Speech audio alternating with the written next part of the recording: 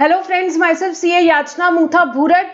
हम कर रहे थे जीएसटी का quick revision with the summary book और अभी तक हमने वैल्यू चैप्टर तक के कंप्लीट किया।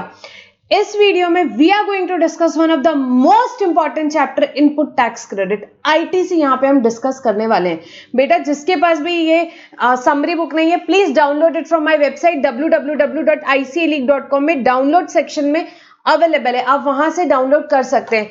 प्लस यहाँ पे आप मेरा यूट्यूब चैनल सब्सक्राइब कर सकते हैं सो दैट लेटेस्ट वीडियो आपको फटाफट मिल जाए। मैं एग्जाम टाइम में काफी सारे अपडेट्स यहाँ पे डालने वाली हूँ। नाउ हम स्टार्ट करेंगे हमारा चैप्टर इनपुट टैक्स क्रेडिट का।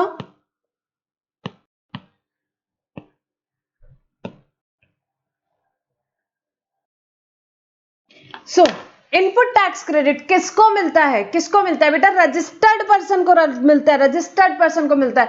आईटीसी लेना है। What do mean by ITC? Basically बता दूं, अगर मैंने आपको 100 रुपीज का गुड्स खरीदा है, 18 रुपीज उस पर जीएसटी लग के आया है, मैं उसका क्रेडिट लेना चाहता हूं अगेंस्ट माय आउटपुट लायबिलिटी, तो सबसे पहले क्या कंडीशंस है, क्या एलिजिबिलिटी है? तो एलिजिबिलिटी के लिए सबसे पहले you should be a registered person.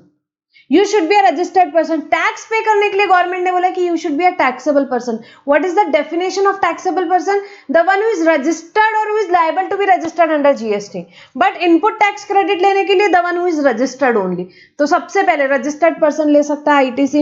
To take credit of tax paid on inward supply of goods or services used or intended to be used in the course or furtherance of business. तो यहाँ पे goods का, service का, किसी का भी, inputs का, input services का, आपको किसी का भी यहाँ पे क्रेडिट मिल सकता है, प्रोवाइडेड। कंडीशन खाली क्या है? कंडीशन ये है कि आपने या तो उसको बिजनेस के लिए यूज किया है या आपका इंटेंशन है, intended to be use in the course of business, या तो एक्चुअली बिजनेस के लिए यूज कर रहे हो, या यार मेरा इंटेंशन था जब मैं गुड्स लेके आई थी तब तो मेरा इंटेंशन यही था कि इसको मेरे को बिजनेस के लिए यूज करना है, तो आप क्रेडिट उस टाइम ले सकते हो। क्या ले सकते हो क्रेडिट? अब 16(2) कुछ कंडीशंस बताता है। क्या कंडीशंस? वो कंडीशन, 4 कंडीशन फुलफिल करोगे तभी आईटीसी ले सकते हो। फर्स्ट कंडीशन भाई, टैक्स इनवॉइस, डेबिट नोट या प्रिस्क्राइब डॉक्यूमेंट आपके पास होना चाहिए। गुड्स आ गए, इनवॉइस नहीं आई, तो क्या आप क्रेडिट ले सकते हो? नो नो नो नो, बिल्कुल नहीं। So you should be in the possession of tax invoice, debit note और the prescribe document. First thing is this. Second, आपने रिटर्न फर्निश करना चाहिए। फर्निश नहीं किया रिटर्न तो नहीं ले सकते। Third, tax has been actually paid to the government. Government को टैक्स एक्चुअली पे हो जाना चाहिए, तभी तो गवर्नमेंट क्रेडिट देगी यार, तभी गवर्नमेंट क्रेडिट देगी। एंड लास्ट, गुड्स और सर्विसेज रिसीव हो जाने चाहिए। गुड्स सर्विसेज रिसीव हो जाने चाहिए, वेरी इंपॉर्टेंट कंडीशन। आप बोलोगे मैम इनवॉइस आ गया, क्या मैं क्रेडिट ले सकता हूं? नहीं बेटा, एक्चुअल गुड्स सर्विसेज आपके पास रिसीव होने चाहिए, तभी आप क्रेडिट ले सकते हो, तभी आप क्रेडिट ले सकते हो। इसका एक्सेप्शन है क्या? Bill to ship to. Bill to ship to scenario में माना जाएगा, it is deemed that the goods has been received. और सेम डीमिंग सेक्शन अभी यहाँ पे क्रिएट किया है सर्विस के लिए कि deem receipt of service is service provided to any person on the direction of or on account of another person. Example से समझेंगे इसको, क्या मतलब है। Bill to ship to scenario क्या होता है? फॉर एग्जाम्पल, बी ने ए से गुड्स खरीदे, ए ने बी को बिल भेज दिया। बी ने बोला यार एक काम करो, गुड्स मेरे को मत भेजो, गुड्स ना डायरेक्टली शिप कर दो, शिप टू सी। पैसा मैं दूंगा, कोई दिक्कत नहीं है, पैसा मैं दूंगा, बट आप शिप डायरेक्टली सी को कर दो। आप मेरे को भेजोगे, मैं सी को भेजूंगा। तो फिर ए ने क्या किया? शिप टू सी को कर दिया। शिप टू यहां पे किसको कर दिया? शिप टू यहां पे सी को हो गया, और बिल टू किसको हो गया? बिल टू हो गया बी को, बिल टू हो गया बी को। तो इस केस में डीम्ड रिसीट कहां मानी जाएगी? किसने रिसीव किया? For the purpose of this section 16 subsection 2 यहां पे डीमिंग क्रिएट करता है, और सेक्शन 16 सबसेक्शन 2 ने क्या बोला? इसने बोला कि it is deemed to be receive by the registered person. यहां हम मान लेंगे कि बी ने रिसीव किया है, बी के नाम पे बिल है, बी क्रेडिट ले सकता है, कोई दिक्कत नहीं है, हमको कोई दिक्कत नहीं है। यहाँ पे प्लेस ऑफ सप्लाई के प्रोविजन में भी प्लेस ऑफ सप्लाई इसकी कहां मानी जाएगी? बी की प्लेस। आईटीसी कौन लेगा? बी। भाई जो पैसे दे रहा है वही आईटीसी लेगा, सीधी बात, ठीक है। सो 4 कंडीशन सेम टू सेम, ये जैसे गुड्स के लिए था सेम टू सेम सर्विस के लिए भी आ गया है। That deem receipt of services if service provided to any person on the direction of or on account of registered person, on the direction of or on account of registered person. यहाँ पे यहाँ पे 4 condition है ITC लेनी है। तो क्या? सबसे पहले टैक्स इनवॉइस, या डेबिट नोट या कोई प्रिस्क्राइब डॉक्यूमेंट होना चाहिए। सेकंड, आपने रिटर्न फर्निश करना चाहिए। Third, tax has been actually paid to the government. And the fourth, you should have received the goods और services except bill to ship to scenario. Bill to ship to scenario में यहाँ पे मान लिया जाएगा कि ठीक है, it is deemed that you have received the goods, deemed that you have received the goods. Now, अब ये हो गई normal eligibility condition. अब for example, my goods are coming in lots. I am receiving the goods. I receive first lot, then I receive second lot, then I receive third lot. When I should take the credit? So, in case of goods which are received in lots, ITC is allowed on the receipt of last lot. Last lot आपका जब आएगा तब आपको मिलेगा। Exam में question आया आपका और क्वेश्चन में लिखा है कि भाई फर्स्ट लॉट आया, सेकंड लॉट आया, थर्ड लॉट आया, हर महीने एक एक लॉट आ रहा है। यहाँ पे लास्ट लॉट अक्टूबर में आया, तो क्रेडिट कब ले सकते हो आप? आईटीसी बेटा अक्टूबर में ले सकते हो। छोटी मोटी इन सब पॉइंट्स पे केस स्टडीज बिल्कुल पूछी जा सकती है आपसे, एमसीक्यूज में बिल्कुल पूछा जा सकता है ये। If depreciation claimed on tax component, ITC not allowed. Now what is this? For example, I purchased a machinery worth rupees 1 lakh. 18,000 depreciation on this. Total 1,18,000. So भाई सीधी बात है, या तो बेनिफिट इनकम टैक्स एक्ट में ले लो या GST law में ले लो, दोनों का बेनिफिट नहीं मिलेगा। So if on the depreciation component, mind my words, if on the depreciation component, sorry, if on the tax component depreciation is charged, अगर टैक्स कंपोनेंट 18,000 पे आप डेप्रिसिएशन चार्ज कर रहे हो तो आईटीसी नहीं मिलेगा, सीधी सारी बात है। अगर यहाँ पे फॉर एग्जांपल जो हम ले रहे थे, हमारा एग्जांपल 1 लाख की मशीनरी, 18,000 का जीएसटी लग के आया 1,18,000, तो अगर आप यहाँ पे एसेट को 1,18,000 से डेबिट कर रहे हो, मतलब क्या डेप्रिसिएशन आपने टैक्स कंपोनेंट पे भी क्लेम कर लिया, उस केस में आईटीसी नहीं ले सकते।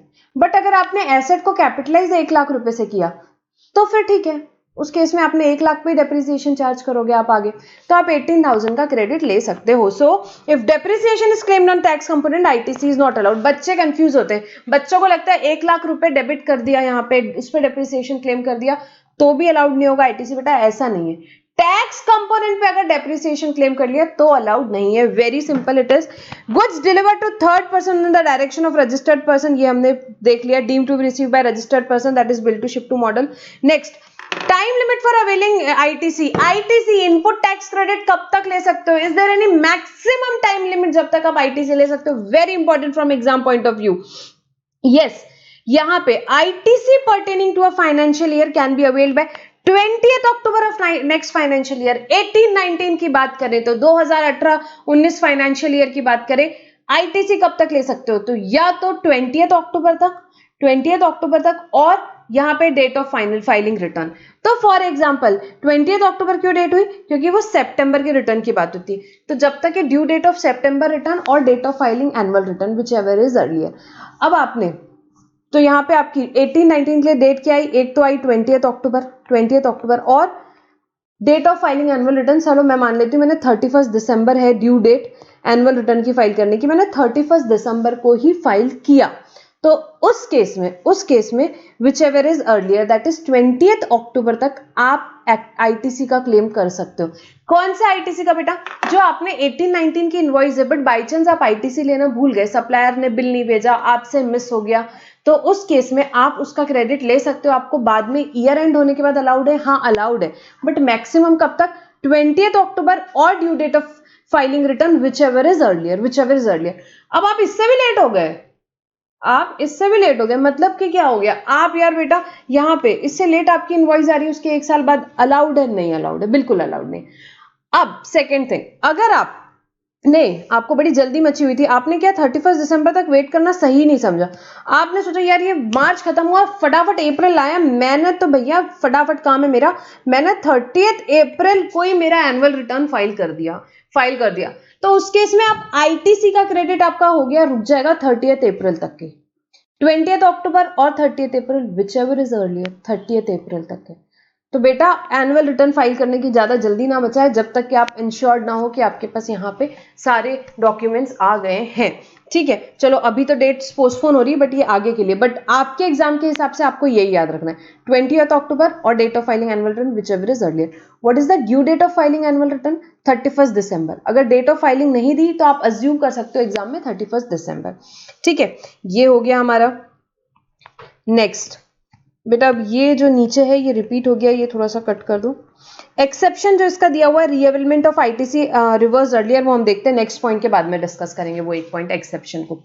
Reversal of ITC in case of non payment of consideration. देखो बेटा यहां गवर्नमेंट ने बहुत ही बढ़िया प्रोविजन बनाया। क्या बोला गवर्नमेंट ने? गवर्नमेंट ने बोला कि अगर सप्लायर से माल खरीदे हो और उसका पैसा प्लस टैक्स आपने 180 डेज में नहीं पे किया, तो जो आईटीसी आपने लिया है वो आपको रिवर्स करना पड़ेगा विद इंटरेस्ट। जैसे कि फॉर एग्जांपल अभी हमारा ऊपर एग्जांपल था, हमने 1 लाख रुपए के गुड्स खरीदे थे, 18,000 जीएसटी लग के आया था, 1,18,000 टोटल हमने पे कर देना चाहिए था सप्लायर को, वैल्यू प्लस टैक्स। अगर मैंने नहीं पे की 180 दिन तक भी, तो क्या होगा? तो बेटा वो 18,000 जो क्रेडिट लिया है उसको रिवर्स करना है with interest at the rate of 18% government को आपको पे करना पड़ेगा। ठीक है, प्रोविजन पढ़ेंगे। ITC is to be reversed with interest at the rate of 18% if the value plus tax of goods or services is not paid within 180 days of the issuance of invoice। 180 दिन में भी नहीं किया तो आपको वहां पे रिवर्स करना पड़ेगा। Such supply will be specified in GSTR 2 of the month immediately following 180 days and ITC added in the output tax liability of the said month। तो यहाँ पे ये जो सप्लाई रहेगी बेटा वो आपके GSTR 2 में दिखाई जाएगी। किस में दिखाई जाएगी? GSTR 2 में, of the month immediately following 180 days and ITC added in the output tax liability of the said month. तो 180 दिन जहां खत्म होते हैं उसके बाद के जो भी GSTR 2 है उसमें आपको बताना है, और ये जो ITC आपने लिया था उसको आपको ऐड करना पड़ेगा कहाँ? आपके आउटपुट टैक्स लायबिलिटी में। On payment ITC would be reavailed without any time limit. अब क्या हुआ? 180 दिन में तो आपने पेमेंट नहीं किया, 1,18,000 फॉर एग्जाम्पल आपने मुझसे मशीन खरीदी, 180 दिन बीत गए, आपने मेरे को पेमेंट नहीं किया, तो क्या होगा? आपको 180 दिन के बाद में ITC रिवर्स कर दिया आपने उसके नेक्स्ट मंथ में GSTR 2 में। अब आपको कुछ 2 साल बाद ऐसा लगता है कि नहीं यार बहुत गलत किया याचना मैम के साथ में, याचना मैम ने हमारी इतनी हेल्प करी, हमने उनको पैसे भी नहीं दिए, तो आपको हैप्पी रियलाइजेशन आफ्टर 2 ईयर्स आप आए, आपने मुझे पैसे दिए, बोले नहीं मैम ये आप 1,18,000 रुपए रख लीजिए, मैंने आपके पैसे रख लिए, आपने पेमेंट कर दिया वापस, तो क्या अब वापस से आप ITC रीअवेल कर सकते हो? बिल्कुल कर सकते हो। वो 18,000 का आप ITC अवेल कर सकते हो। क्या उसमें मैम वो ऊपर जो प्रोविजन पड़ा था टाइम लिमिट वो लगेगा क्या? 20 अक्टूबर और 31 दिसंबर नहीं लगेगा बेटा, नहीं पड़ेगा, इसीलिए वो वहां पे एक्सेप्शन में था। Exception reavailment of ITC reverse earlier. तो जो ITC मैंने पहले रिवर्स कर दिया था, यहाँ ITC रिवर्स किया था क्योंकि 180 दिन में पेमेंट नहीं किया था, तो अब मैं वापस से पेमेंट करी, तो क्या गवर्नमेंट ने बोला हाँ बिल्कुल बिल्कुल आप उसको ले सकते हो, और उसको विदाउट एनी टाइम लिमिट, क्योंकि हैप्पी रियलाइजेशन तो कभी भी हो सकता है ना। 2-3 साल बाद आपको हैप्पी रियलाइजेशन हुआ, आपने आके मुझे पैसा दिया, तो फिर आप गवर्नमेंट ने इसमें ये बढ़िया किया कि ठीक है उसकी कोई टाइम लिमिट नहीं, नॉर्मल ITC की टाइम लिमिट है। रिवर्सल ऑफ ITC जो आपने पहले रिवर्सल किया उसको रीअवेल कर रहे हो, तो उस केस में आप ले सकते हो, उसमें कोई टाइम लिमिट नहीं है। ठीक है, अब ये रिवर्सल ऑफ ITC जो है ये 2 केसेस में अप्लाई नहीं होता, मतलब इन 2 केसेस में आपको रिवर्सल करने की जरूरत नहीं, इवन इफ आपने 180 दिन में पेमेंट नहीं किया। कौन से 2 केसेस है? एक तो सप्लाई अंडर रिवर्स चार्ज, ठीक है, रिवर्स चार्ज में क्योंकि रिसिपिएंट को टैक्स पे करना है, तो ठीक है गवर्नमेंट ने बोला कि रिवर्स चार्ज का छोड़ दिया। Then deem supply without consideration, schedule 1 item बेटा, शेड्यूल 1 जो विदाउट कंसिडरेशन, जिसको सप्लाई माना है विदाउट कंसिडरेशन। अब यार उसमें कंसिडरेशन ही नहीं है तो मैं क्या ही वैल्यू पे करूं सप्लायर को, क्या वैल्यू सप्लाई पे करूं? विदाउट कंसिडरेशन वाला है, तो उसको भी यहाँ पे एक्सेप्शन में रखा है, उसमें कोई रिवर्सल की बात नहीं आती है। ठीक है, तो ये हमारा रिवर्सल ऑफ ITC का कंसेप्ट हमने यहाँ डिस्कस किया। बेटा ये सारे बड़े छोटे छोटे कंसेप्ट है, depreciation, goods in lot, bill to ship to scenario, but इस पे पक्की बात है छोटी छोटी केस स्टडीज बहुत अच्छे से बनाई जा सकती है और एग्जाम में पूछने के पूरे चांसेस हैं।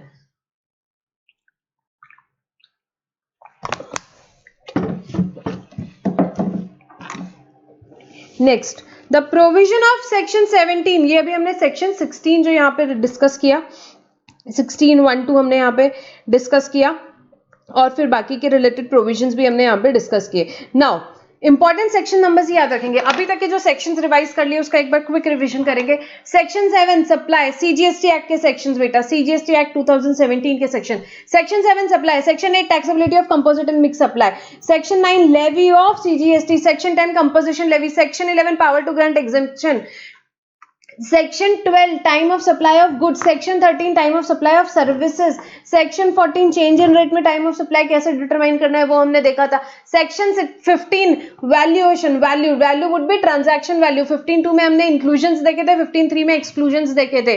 देन यहाँ सेक्शन 16(1 and 2) हमने पढ़ा eligibility and conditions for taking ITC, and अब हम पढ़ने वाले हैं सेक्शन 17। सीजीएसटी एक्ट के इतने सेक्शंस हमने रिवीजन वीडियोस जहां से स्टार्ट किए तब से लेके अभी तक के सीजीएसटी एक्ट के इतने सेक्शंस पढ़े हैं, आई होप आपको ये बिल्कुल याद हो गए होंगे। हम सीक्वेंस में ही याद कर रहे हैं, ये सारे चैप्टर्स आपके ऐसे ही अरेंज किए हुए हैं। सेक्शन 7 से 31 तक के हम पूरे याद करेंगे। 101% एग्जाम्स में आएंगे, 101%। ये सारे सेक्शंस एग्जाम में लिखने को काम में आएंगे, ठीक है। Now, the provision of section 17 relating to apportionment of credit and block credit read with relevant rules are summarized as under। section 17 हम स्टार्ट करें। अब देखते हैं section 17 में क्या बात हो रही है। कुछ हम यहाँ पे apportionment of credit की बात भी करेंगे और block credit, very important concept, वो भी पढ़ेंगे। So, अगर आपके गुड्स और सर्विसेज, आपके गुड्स या services partly use for business and partly for non business, मतलब क्या हो गया ये भाई? थोड़ा तो बिजनेस के लिए यूज किया, थोड़ा नॉन बिजनेस के लिए यूज किया, थोड़ा तो मैंने ऑफिस के लिए यूज किया और थोड़ा तो मैं घर के लिए लेके चली गई, ठीक है। उस केस में क्या होगा? आईटीसी आपको कितना मिलना चाहिए? क्या सिर्फ बिजनेस का मिलना चाहिए? हाँ जी बिल्कुल, सेक्शन 17 भी यही बोलता है, ITC available only as attributable to business purpose. सिर्फ बिजनेस पर्पस का आईटीसी मिलेगा। देन अगर यहाँ पे goods and services use partly for making taxable including zero rated supply and partly for exempt supply, थोड़ा तो टैक्सेबल सप्लाई के लिए, थोड़ा तो एग्जेम्प्ट सप्लाई के लिए यहाँ पे यूज किया, उस केस में क्या होगा? आईटीसी कितना मिलेगा? आईटीसी उतना ही मिलेगा attributable to taxable supply including zero rated supply. जितना टैक्सेबल और जीरो रेटेड सप्लाई के लिए रहेगा उतना ही आईटीसी मिलेगा, उतना ही आईटीसी मिलेगा। क्लियर है ये? इसका मतलब क्या हो गया? इसका मतलब क्या हुआ कि हम अभी देखेंगे रूल 42 43 साथ में पढ़ेंगे तब देखेंगे। तो आपको क्या याद रखना है? बिजनेस नॉन बिजनेस के लिए तो कितना मिलेगा? सिर्फ बिजनेस का मिलेगा। एग्जेम्प्ट के लिए, टैक्सेबल के लिए है तो उस केस में टैक्सेबल का ही मिलेगा, including zero rate. Zero rate is also a rate. Zero rated supply के लिए कोई गुड्स या सर्विसेज लिए तो क्या उसका क्रेडिट मिलेगा? हाँ जी बिल्कुल मिलेगा, बिल्कुल मिलेगा। अब एग्जेम्प्ट सप्लाई मतलब क्या? एग्जेम्प्ट सप्लाई की डेफिनेशन में क्या क्या आता है? तो exempt supply includes supply charge to tax under reverse charge। Reverse charge का चैप्टर हमने बहुत डिटेल में पढ़ा। मैं लॉयर हूं, मेरी सर्विसेज रिवर्स चार्ज में चार्ज होती है, टैक्स कौन पे करेगा? मैंने आपको सर्विस दी, आप रिसिपिएंट हो, आप टैक्स पे करोगे रिवर्स चार्ज की, पर मेरे लिए वो exempt सप्लाई है। Lawyer service, actual service provider के लिए वो क्या होगी बेटा? exempt सप्लाई होगी for the purpose of this section. So supply charge to tax under reverse charge. Transaction in securities हमने देखा था, नीदर गुड्स नॉर सर्विस, उसे एग्जेम्प्ट सप्लाई बोला गया है, उसे एग्जेम्प्ट सप्लाई में लेंगे। Then sale of land, land मैं सेल कर रही हूँ, सेल लैंड कर रही हूँ, आपने शेड्यूल 3 में भी हमने पढ़ा था। सेल ऑफ लैंड, यहाँ पे सेल ऑफ लैंड को एग्जेम्प्ट सप्लाई बोला। And sale of building when entire consideration is receive post completion certificate. यहां मेरा कंप्लीशन सर्टिफिकेट आ गया बिल्डिंग का, उसके बाद जो मैं फ्लैट बेचती हूँ उस पर जीएसटी नहीं लगता है, उसमें जीएसटी नहीं लगता और उसे एग्जेम्प्ट सप्लाई बोला इस सेक्शन के लिए। चार चीजें क्या? Reverse charge, transaction in securities, then sale of land and building जहां पे कंप्लीशन सर्टिफिकेट के बाद पैसा आएगा। ये चारों आपको लेना है किसके लिए? एग्जेम्प्ट सप्लाई के कैलकुलेशन के लिए, ठीक है। अब एक सीजीएसटी अमेंडमेंट एक्ट आया 2018, उसमें क्या अमेंडमेंट आया इस सेक्शन में हम एक बार देख समझेंगे। Value of exempt supply for the purpose of 17(3) shall not include value of activities or transactions specified in Schedule 3। क्या बोल दिया इसने कि वैल्यू ऑफ एक्टिविटी ट्रांजैक्शन जो शेड्यूल 3 में है वो एग्जेम्प्ट सप्लाई में नहीं आएगी भाई, नहीं आएगी, except those specified in paragraph 5 of schedule, that is sale of land on building post completion certificate. तो यहां पे in other words all other item of, अब मतलब क्या बोला यहां पे कि एग्जेम्प्ट सप्लाई के लिए, एग्जेम्प्ट सप्लाई के लिए यहां पे आपको नहीं इंक्लूड करना है सारे आइटम्स किसके? शेड्यूल 3 के, शेड्यूल 3 के, एक्सेप्ट सेल ऑफ लैंड और बिल्डिंग जिसमें कंप्लीशन के बाद पैसा आ रहा है, इसको एग्जेम्प्ट सप्लाई के लिए ले सकते हो, इसको एग्जेम्प्ट सप्लाई के लिए ले सकते हो। मतलब ये दो केसेस में आपको आईटीसी का रिवर्सल करना पड़ेगा, ये दो केसेस में आपको आईटीसी का रिवर्सल करना पड़ेगा। So therefore while in all the other items of schedule 3, बाकी सारे जो आइटम्स थे हमारे शेड्यूल 3 के, ITC will not be required to be reversed बेटा। in case of sale of land and sale of building ITC need to be reversed, क्योंकि इसी को एग्जेम्प्ट सप्लाई में लिया है, इसी को एग्जेम्प्ट सप्लाई में लिया है। तो आपको सिंपल वर्ड्स में याद रखना है कि भाई शेड्यूल 3 के कोई दूसरे आइटम आपको एग्जाम में दिए हुए, उसको आपको ना एग्जाम सप्लाई में रखना है, ना उसके कारण आपको आईटीसी रिवर्स करना है। देखो पहले तो कॉमन क्रेडिट जो होता है, मतलब कॉमन क्रेडिट का मतलब क्या होता है कि ऐसे गुड सर्विसेज जिसको मैं टैक्सेबल के लिए भी यूज कर रही हूँ, एग्जाम के लिए भी यूज करती हूँ, वो कॉमन क्रेडिट है, उसको हम पहले क्रेडिट ले लेते हैं, फिर उसका रिवर्सल करते हैं हम रूल 42-43 के हिसाब से। तो वो रिवर्सल आपको कब करना है, जब आपकी एग्जाम सप्लाई होगी या नॉन बिजनेस का होगा तब। बट शेड्यूल 3 के दूसरे आइटम दिए हुए हैं, अगर सिर्फ एग्जाम सप्लाई में किसको लेना है, सेल ऑफ लैंड या बिल्डिंग आफ्टर कंप्लीशन सर्टिफिकेट, और इन्हीं केसेस में यहाँ पे एग्जाम सप्लाई में ये आएंगे। एग्जाम सप्लाई की कैलकुलेशन करना पड़ेगा आपको एग्जाम में शायद टर्नओवर का, तो आपको ऐसे करना है।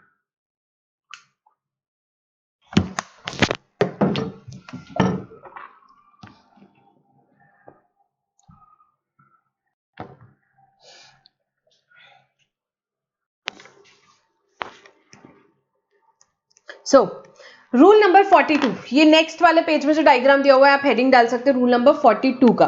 सो apportionment of common credit in case of input and input services. Rule 42 किसकी बात करता है बेटा, इनपुट और इनपुट सर्विसेज। इनपुट और इनपुट सर्विसेज जब हमने यूज करी क्या, थोड़ी बिजनेस के लिए, थोड़ी नॉन बिजनेस के लिए, थोड़ी एग्जाम के लिए, थोड़ी टैक्सेबल के लिए, उस केस में यहाँ पे अपॉर्शनमेंट क्रेडिट का कैसे करेंगे वो रूल 42 बताता है। और रूल नेक्स्ट पेज में रूल 43 दिया हुआ है, वो किससे रिलेटेड है, कैपिटल गुड्स। कॉमन क्रेडिट का अपॉर्शनमेंट कैपिटल गुड्स के केस में, कैपिटल गुड्स के केस में, ठीक है, कैसे करना है वो रूल 43। तो सबसे पहले रूल नंबर 42 अभी हम पढ़ेंगे। So total input tax on input and input services denoted as T. Total input tax मेरा क्या है, टी से डिनोट करते हैं। एक बार ये चार्ट देखो आपको समझ में आ जाएगा, ठीक है। Input on input plus input services used exclusively for non business purposes denoted as T1। मतलब जिसको मैं टोटली नॉन बिजनेस के लिए यूज कर रही हूँ, मेरे घर के लिए यूज कर रही हूँ, मेरे घर के लिए टोटली यूज कर रही हूँ कोई इनपुट्स, ठीक है, तो वो किससे डिनोट करेंगे, T1 से। Input tax on input and input services use exclusively for exam, totally exempt supply बना रही हूँ, वो इनपुट्स मैंने खरीदे इसलिए तो मैं टोटल एग्जाम सप्लाई के लिए यूज कर रही हूँ, उसको T2 से डिनोट करेंगे। ब्लॉक क्रेडिट T3 से डिनोट करेंगे, ठीक है। तो ये T1 plus T2 plus T3 इसको टोटल क्रेडिट में से माइनस करेंगे, तो जो मेरा बाकी का बचा हुआ आईटीसी है वो उसका क्रेडिट में पहले इलेक्ट्रॉनिक क्रेडिट लेजर में ले जाऊंगी। T1 T2 T3 का इलेक्ट्रॉनिक क्रेडिट लेजर में क्रेडिट ले जाने की जरूरत नहीं है। क्यों लेके जाओगे यार, नॉन बिजनेस के लिए एग्जेम्प्ट है, ब्लॉक क्रेडिट है, क्यों लेके जाओगे, इसलिए उसको लेके ही नहीं जाने का, उसको लेके ही नहीं जाना, इसलिए इन तीनों का आपको क्या करना है, टोटल क्रेडिट में से आपने इन तीनों को माइनस कर दिया। आपके एग्जाम में प्रॉब्लम आता है 50 लाख का टोटल क्रेडिट दिया है और T1 T2 T3 मतलब नॉन बिजनेस के लिए 5 लाख का, बिजनेस के लिए 5 लाख, सॉरी एग्जाम के लिए 5 लाख का, ब्लॉक क्रेडिट 5 लाख, ये 15 लाख रुपए आप 50 में से माइनस कर दोगे, तो जो 35 लाख बचे वो क्या बचा आपका, C1 बचा। What do you mean by C1? C1 में क्या क्या बचा? अब मैम दो ही चीज बची, सीधी सादी बात है, एक तो टैक्सेबल से जो एक्सक्लूसिवली टैक्सेबल के लिए वो बचा इंक्लूडिंग जीरो रेटेड, सेकंड बचा common credit. What do you mean by common credit, कि भाई जो इनपुट और इनपुट सर्विसेज हम कॉमन यूज कर रहे हैं, टैक्सेबल के लिए भी यूज कर रहे हैं, एग्जेम्प्ट के लिए भी यूज कर रहे हैं, नॉन बिजनेस के लिए भी यूज कर रहे हैं, बिजनेस के लिए भी यूज कर रहे हैं, वो कॉमन क्रेडिट बचा, करेक्ट है, ठीक है। सो अब यहां पे अब जो कॉमन क्रेडिट है, पहले तो आपने यहां पे जो ये कॉमन क्रेडिट बचा, जिसे जैसे हम एग्जांपल ले रहे थे, तो ये जो जैसे हमारे एग्जांपल में 35 लाख बचा, ये आपने क्या किया, आप लेके चले गए इलेक्ट्रॉनिक क्रेडिट लेजर में, ठीक है। आप समझ रहे हो एग्जांपल, आई थिंक मैं ऊपर यहाँ पे साथ साथ में एग्जांपल लिखते भी जाती हूँ, आपको समझ में आ जाएगा। फॉर एग्जांपल आपका टोटल क्रेडिट दूसरे पेज में ही लिखते हैं साथ में, या ठीक है एग्जांपल बाद में लेते हैं, पहले एक बार समझ लेते हैं, ठीक है। तो टोटल क्रेडिट आपका, अब जो कॉमन क्रेडिट बचा है, अब जो कॉमन क्रेडिट बचा है, रिवर्सल किस चीज करना है मैम, रिवर्सल तो उतना ही करना है जितना एग्जेम्प्ट के लिए वो यूज किया गया या नॉन बिजनेस के लिए यूज किया गया, क्लियर है। तो अब रिवर्सल कैसे कैलकुलेट करना है, कैसे कैलकुलेट करना है, तो सबसे पहले तो पिछले स्टेप पे आपका जो C1 आया था उसमें से T4 को हटा दो। What do you mean by T4? Exclusively for taxable को हटा दो, मतलब अल्टीमेटली बचा क्या, सिर्फ कॉमन क्रेडिट को लेना है बेटा, यहाँ पे कॉमन क्रेडिट आ गया। C2 is what, common credit आपका आ गया। C2 को अब आप D1 और D2 कैलकुलेट करोगे. What you mean by D1 and D2 ma'am? बेटा D1 डिनोट्स फॉर, यहाँ पे एग्जेम्प्ट के लिए आपने कितना, एग्जेम्प्ट के लिए यहाँ पे आपने कितना कॉमन क्रेडिट यूज किया. Amount of input tax credit attributable towards exempt supply denoted as D1 and credit attributable to non business purpose जो है वो D2 बताता है, वो D2 बताता है. तो D1 का फॉर्मूला क्या है? D1 का फॉर्मूला है बेटा C2, that is common credit multiplied by exempt supply divided by total turnover. Multiply by exempt supply divided by total turnover, ये क्या आता है हमारा? D1 आता है, D1 आता है. और D2 क्या होता है? C2 का 5%. C2 मतलब कॉमन क्रेडिट का 5%. बहुत ही इजी है, नॉन बिजनेस का तो बहुत ही क्लियर है. C2 का 5%, C2 का 5%. अब ये D1 D2 आ गया, इनको आप टोटल कर दोगे, ये क्या हो गया आपकी इनएलिजिबल क्रेडिट है. It would be reverse bye registered person in GSTR 3B और इन द प्रिस्क्राइब फॉर्म. हर महीने आपको ये कैलकुलेट करना है और आपने रिवर्स करना है. सिंपल है. एग्जाम्पल से देखेंगे, समझेगा. 1-2 मिनट का एग्जाम्पल लेंगे, बहुत ज्यादा कैलकुलेशंस में नहीं जाएंगे हम लोग, बस हम कंसेप्ट समझने की कोशिश करेंगे. चलो यहाँ एग्जाम्पल डिस्कस करते हैं. टोटल क्रेडिट, टोटल क्रेडिट हमारा T है, ठीक है. अभी इसमें नॉन बिजनेस पर्पस के लिए हमने 5 लाख रुपीस का यूज किया. इनपुट और इनपुट सर्विस की बात हो रही है, रूल 42 पढ़ रहे हैं, ठीक है. कैपिटल गुड्स के लिए रूल 43. तो जो इनपुट या इनपुट सर्विसेज आए मेरे को क्लियरली पता है यार, नॉन बिजनेस के लिए यूज किए. क्लियरली इनवॉइस लेवल पे बता सकती हूँ कि वो सर्विस मैंने घर के लिए ली थी, वो इनपुट्स मैंने घर के लिए लिए थे.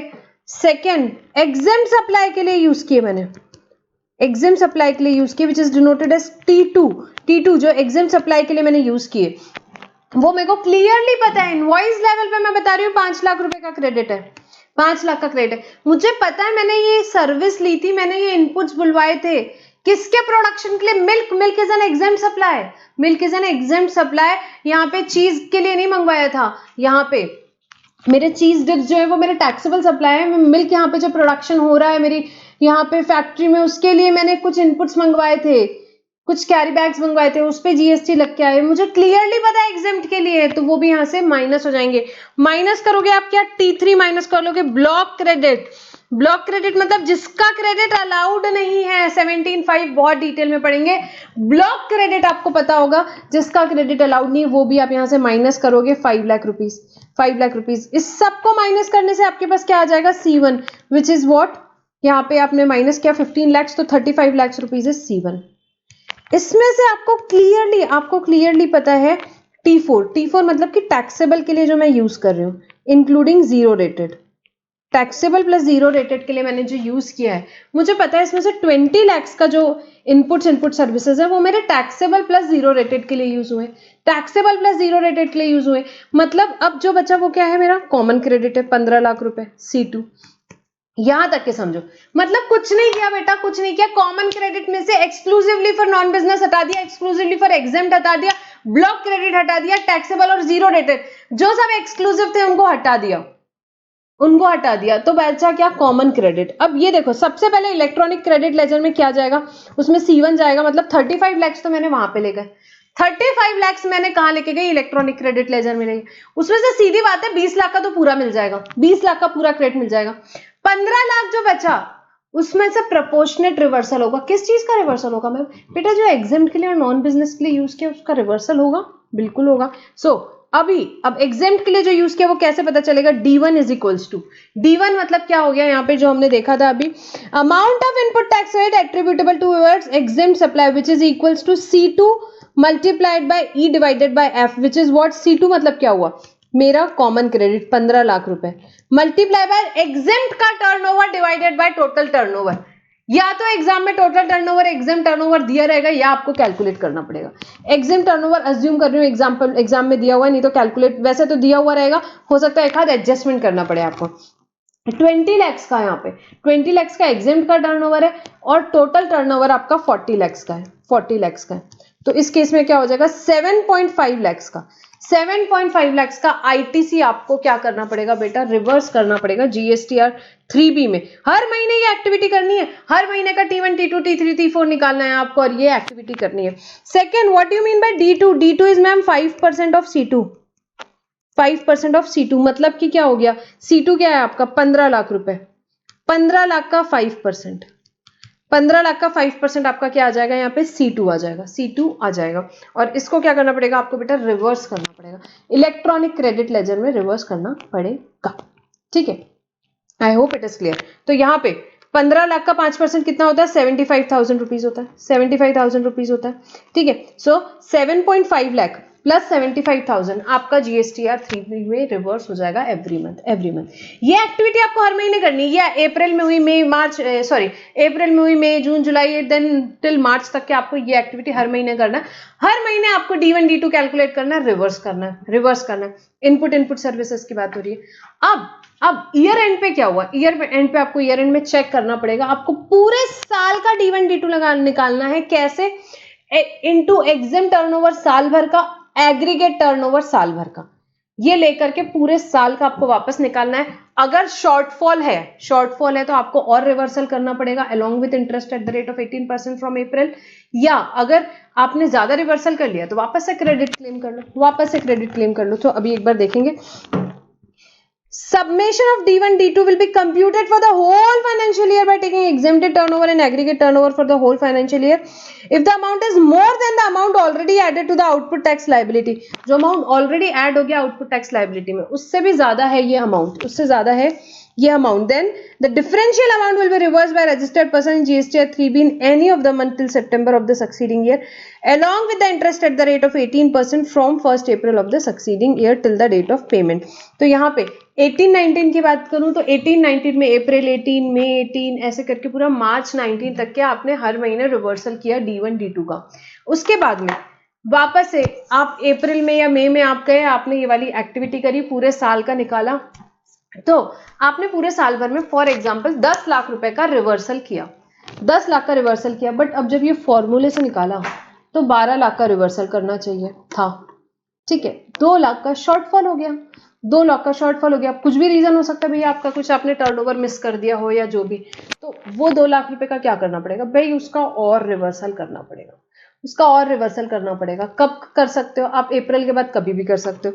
कब तक कर सकते हो? सितंबर तक के आपको करना रहेगा वो रिवर्सल, अलोंग विथ इंटरेस्ट। कितना रहेगा बेटा? 18% का यहाँ पे इंटरेस्ट आपको लगेगा। कब से? अप्रैल, जो सक्सीडिंग ईयर का अप्रैल है, अप्रैल 19 से आपने जब भी किया, हो सकता है आपने ये एक्टिविटी मई में जाके की तो अप्रैल में 2 महीने का आपको इंटरेस्ट लगेगा, नंबर ऑफ डेज के बेसिस पे आपको निकालना है, ठीक है। If this amount is less than the amount already added to output tax liability, the additional amount can be claim back as credit in GSTR 3 of any month till September of the succeeding year. अब क्या हुआ? आपने 1 lakh reverse कर दिया, reverse तो 80,000 ही करना था, 20,000 रुपए ज्यादा रिवर्सल किया, तो गवर्नमेंट ने बोला कोई दिक्कत नहीं, क्रेडिट ले लो, अगले सितंबर आते तक के आप कभी भी क्रेडिट ले सकते हो, कोई दिक्कत नहीं, ठीक है। तो ये था इनपुट और इनपुट सर्विस के केस में आपको रिवर्सल कैसे करना है। तो आपको कुछ नहीं करना है, कॉमन क्रेडिट के प्रपोर्शन में D1 कैलकुलेट करना है और आपको एग्जाम टर्नओवर और टोटल टर्नओवर पे एंड D2 कैलकुलेट करना है, हर महीने रिवर्सल करना है और फिर ईयर एंड एक्टिविटी करनी है। बेटा एग्जाम में कुछ नहीं है इस टाइप का कोई प्रॉब्लम आना है, अपन ने इसमें बहुत सारे प्रॉब्लम सॉल्व किए थे, कुछ प्रॉब्लम्स इसके अपन ने चैप्टर के साथ में डिस्कस किए थे, कुछ प्रॉब्लम्स क्वेश्चन बैंक के पार्ट में दिए हुए, तो वो एक बार आप सॉल्व करके देख लीजिए। क्वेश्चन बैंक में भी दिए हुए हैं इसके क्वेश्चंस, आप क्वेश्चन बैंक से भी इसके क्वेश्चन सॉल्व कर सकते हो। नेक्स्ट बेटा, नेक्स्ट रूल नंबर 43 करेंगे। 42 किससे रिलेटेड है बेटा? इनपुट सर्विसेज का रिवर्सल देगा। 43 capital goods methodology for apportionment of ITC on capital goods and reversal of ineligible credit, इसकी हम बात करेंगे, ठीक है। यहाँ पे तो बेटा अब कैपिटल गुड्स में लेकर के आई, बहुत अलग अलग पर्पस हो सकते हैं भाई, मैंने कैपिटल गुड्स लेके आई, या तो मैं उसको एक्सक्लूसिवली बिजनेस के लिए यूज कर रही हूँ, या एक्सक्लूसिवली नॉन बिजनेस के लिए यूज कर रही हूँ, या तो मैं उसको यूज कर रही हूँ as a common capital good. तो हर एक केस में क्या ट्रीटमेंट रहेगा हम यहाँ पे समझेंगे, ठीक है। वेरी इंपॉर्टेंट बेटा, very easy, step by step समझेंगे। सबसे पहले यहाँ पे input tax credit on capital goods used or intended to be used exclusively for non business purpose or making exempt supply. मैंने कैपिटल गुड्स लेकर आई और उसको मैं किसके लिए यूज कर रही हूँ बेटा? Exclusively exempt supply, exclusively non business purpose के लिए टोटल यूज है, कुछ यूज ही नहीं है उसका, टैक्सेबल सप्लाई कुछ बनाना ही नहीं है, तो क्या उसका क्रेडिट मिलेगा? क्यों मिलेगा भाई? कुछ नहीं मिलेगा उसका credit. It should not be credited to electronic credit ledger. कौन सा है? Exclusively non business, exclusively exempt. A point में एक्सक्लूसिवली नॉन बिजनेस, यहाँ एग्जेम्प्ट यूज करें। So it should not be eligible and it should not be credited to what ECL। It is not credited in electronic credit ledger. Electronic credit ledger में जाएगा ही नहीं, ठीक है। Then B point में मैंने कुछ capital goods खरीद के लेकर आए, उससे क्या किया मैंने? Input tax on capital goods used or intended to be used exclusively for making taxable supply including zero rated supply. Exclusively किसके लिए यूज किया मैंने? taxable supply के लिए including zero rated supply के लिए, taxable and zero rated के लिए. उसे क्या करना है? टैक्सेबल के लिए यूज कर रही हूँ यार, मैंने जो कैपिटल गुड्स लेके आई उससे पूरा आउटपुट टैक्सेबल है, मैं टैक्सेबल गुड्स बना रही हूँ, तो उसे क्रेडिट कर देंगे इलेक्ट्रॉनिक क्रेडिट लेजर में. इलेक्ट्रॉनिक क्रेडिट लेजर में क्या वो कॉमन क्रेडिट है? नहीं, कोई कॉमन क्रेडिट नहीं, एक्सक्लूसिवली फॉर टैक्सेबल है, पूरा का पूरा इलेक्ट्रॉनिक क्रेडिट लेजर में जाके क्रेडिट हो जाएगा. तो बी पॉइंट में एक्सक्लूसिवली टैक्सेबल वाला है, उसका पूरा क्रेडिट मिलेगा आपको कहाँ? इलेक्ट्रॉनिक क्रेडिट लेजर में, इलेक्ट्रॉनिक क्रेडिट लेजर में. अब सी पॉइंट में आएंगे, कौन से कैपिटल गुड्स की बात हो रही है? Input tax on capital goods not covered under A and be above. Input tax उन कैपिटल गुड्स का जो कि ए और बी पॉइंट में कवर्ड नहीं, जो कि ए और बी पॉइंट में कवर्ड नहीं.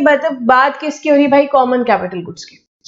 ना एक्सक्लूसिव टैक्सेबल के लिए यूज हो रहा है, ना एक्सक्लूसिव नॉन बिजनेस के लिए.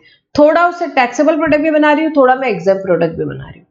तो यहाँ पे इनपुट टैक्स क्रेडिट किसकी बात हो रही है? Capital goods not covered under A और B, that is the capital goods which are used or intended to be used exclusively, commonly for making taxable as well as exempt supply and business and non business purpose, and business and non business purpose. तो government ने क्या बोला भाई? पहले तो पूरा का पूरा क्रेडिट जो भी उसमें लग के आया है उसकी इनवॉइस में, उसको क्रेडिट कर दो इलेक्ट्रॉनिक क्रेडिट लेजर में.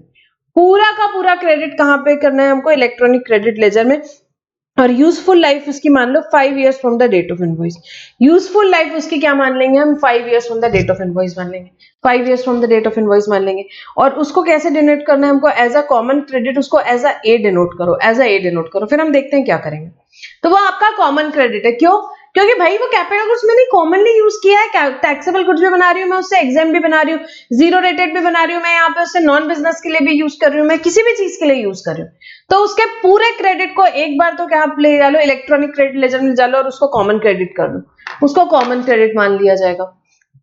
पूरा क्रेडिट क्यों लिया मैम? बेटा अभी पहले पूरा क्रेडिट लेंगे, उसके बाद जितना एग्जाम्प्ट के लिए यूज हो रहा है, फॉर एग्जांपल यहाँ पे उसको क्या करेंगे हम? रिवर्स करेंगे लेटर ऑन. तो एक बार क्या करना है, अभी स्टेप पे क्या याद रखना है आपको? कॉमन कैपिटल गुड्स का पूरा क्रेडिट इलेक्ट्रॉनिक क्रेडिट लेजर में लेगा. अब कुछ कैपिटल गुड्स हैं, पहले वो मैं नॉन बिजनेस के लिए यूज करती थी या एग्जाम के लिए यूज करती थी.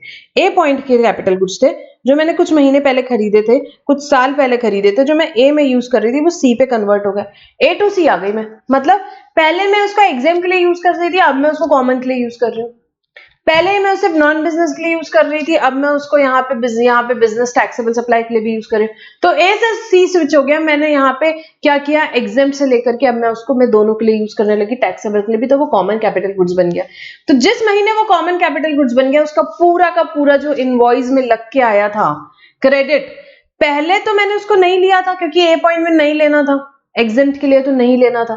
तो अब मैं क्या करूंगी? अब मैं पूरा का पूरा क्रेडिट ले लूंगी. कहाँ? इलेक्ट्रॉनिक क्रेडिट लेजर में. जितना इनवॉइस में लग के आया था उसे क्रेडिट पूरा ले लूंगी. एक बार तो मैं उसको पूरा क्रेडिट ले लूंगी, वो मेरे कॉमन क्रेडिट में भी आ जाएगा. So change from exclusive use for non business purpose exam supply to common use capital goods which were initially covered under A got subsequently covered under C, then ITC in respect of such capital goods denoted as a shall be credited to electronic credit ledger. उसको कहाँ लेके जाना है? shall be credited to what बेटा? electronic credit ledger. पूरा का पूरा credit. आज से 2 साल पहले एक मशीन खरीद के लेकर के आई थी, उसमें 5 लाख रुपए का आईटीसी था, क्रेडिट था, जीएसटी लग के आया था. तो उस टाइम तो क्योंकि वो मैंने एग्जाम के लिए यूज करनी थी तो मैंने नहीं क्रेडिट लिया था 2 साल पहले. बट आज जब मैं उसको कॉमन के लिए यूज कर रही हूँ तो वो पहले क्या करूंगी? मैं पूरा का पूरा जो उस पर क्रेडिट लग के आया है, क्या एग्जाम्पल था हमारा 5 लाख शायद, तो वो मैं पूरा क्रेडिट ले लूंगी. अब ineligible credit attributable to the period during which such capital goods were covered under clause A denoted as TIE shall be calculated at the rate of 5% for every quarter or part thereof and added to the output tax liability of the tax period in which such credit is claimed. अब क्या हुआ भाई? Capital goods मैंने लाया था, हाँ जी, 2 साल पहले लेकर के आई थी मैं कैपिटल गुड्स, 5 लाख रुपए का उस पर जीएसटी लग के आया था. उस टाइम मैंने क्रेडिट नहीं लिया. 2 साल मैंने उसको एग्जाम बनाने के लिए यूज किया. अब मैं कॉमन के लिए ले जा रही हूँ तो पहले मैंने इलेक्ट्रॉनिक क्रेडिट लेजर में क्रेडिट ले गया. बट 2 साल मैंने वो जो गुड्स थे उसको एग्जाम के लिए यूज किया था, तो उस टाइम का क्रेडिट इनएलिजिबल क्रेडिट है.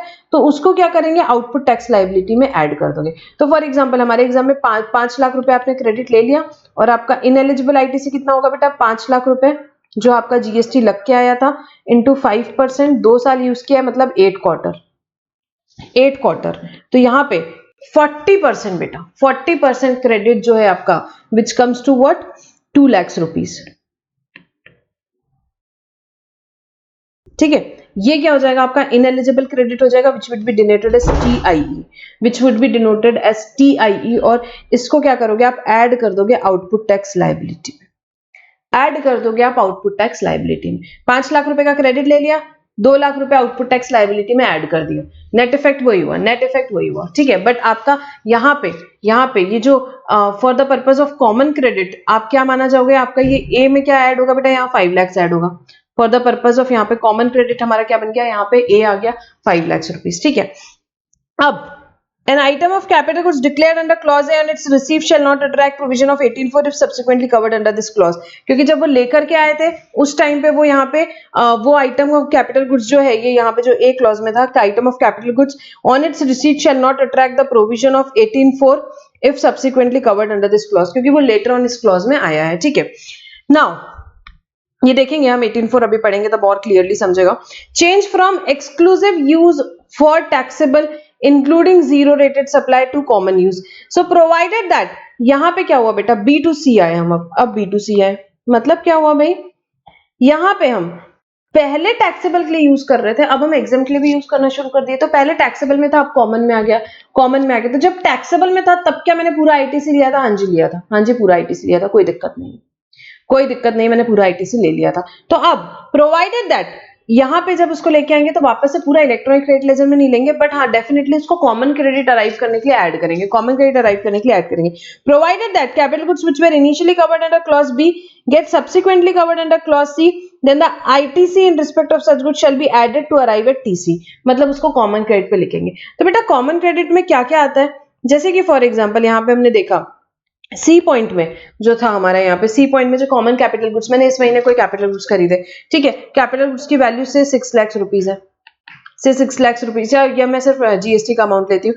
तो ये जो मैंने सी मशीन, यहाँ सी पॉइंट के लिए मैंने एक मशीन ए खरीदी, मशीन ए खरीदी इस महीने में, इन द मंथ ऑफ, यहाँ पे मैं अक्टूबर में चल रही हूँ फॉर एग्जांपल, तो मैंने अक्टूबर 2020 में यहाँ पे एक मशीन खरीदी।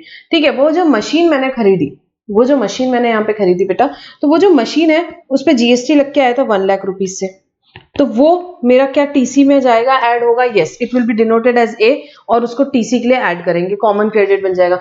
फिर इस महीने क्या हुआ, मेरी कोई एक मशीन बी थी जो मैंने 2 साल पहले खरीदी थी, जिसमें 5 लाख रुपए का क्रेडिट लग के आया था, तो वो पहले मैं एग्जाम के लिए यूज करी थी, अब मैं कॉमन के लिए यूज कर रही हूँ। तो उसमें जो भी इनवॉइस में क्रेडिट लग के आया वो भी टीसी निकालने के लिए हम ऐड करेंगे, कॉमन क्रेडिट हो जाएगा। और मेरे पास एक मशीन सी थी जो मैंने 1 साल पहले खरीदी थी, 1 साल पहले खरीदी थी, मैं टैक्सेबल के लिए यूज कर रही थी, अब मैं कॉमन के लिए यूज कर रही हूँ। उसमें भी क्रेडिट जो लग के आया था बेटा, यहाँ पे फॉर एग्जाम्पल यहाँ पे 2 लाख रुपीज का क्रेडिट लग के आया था, 2 लाख रुपीज का क्रेडिट लग के आया था।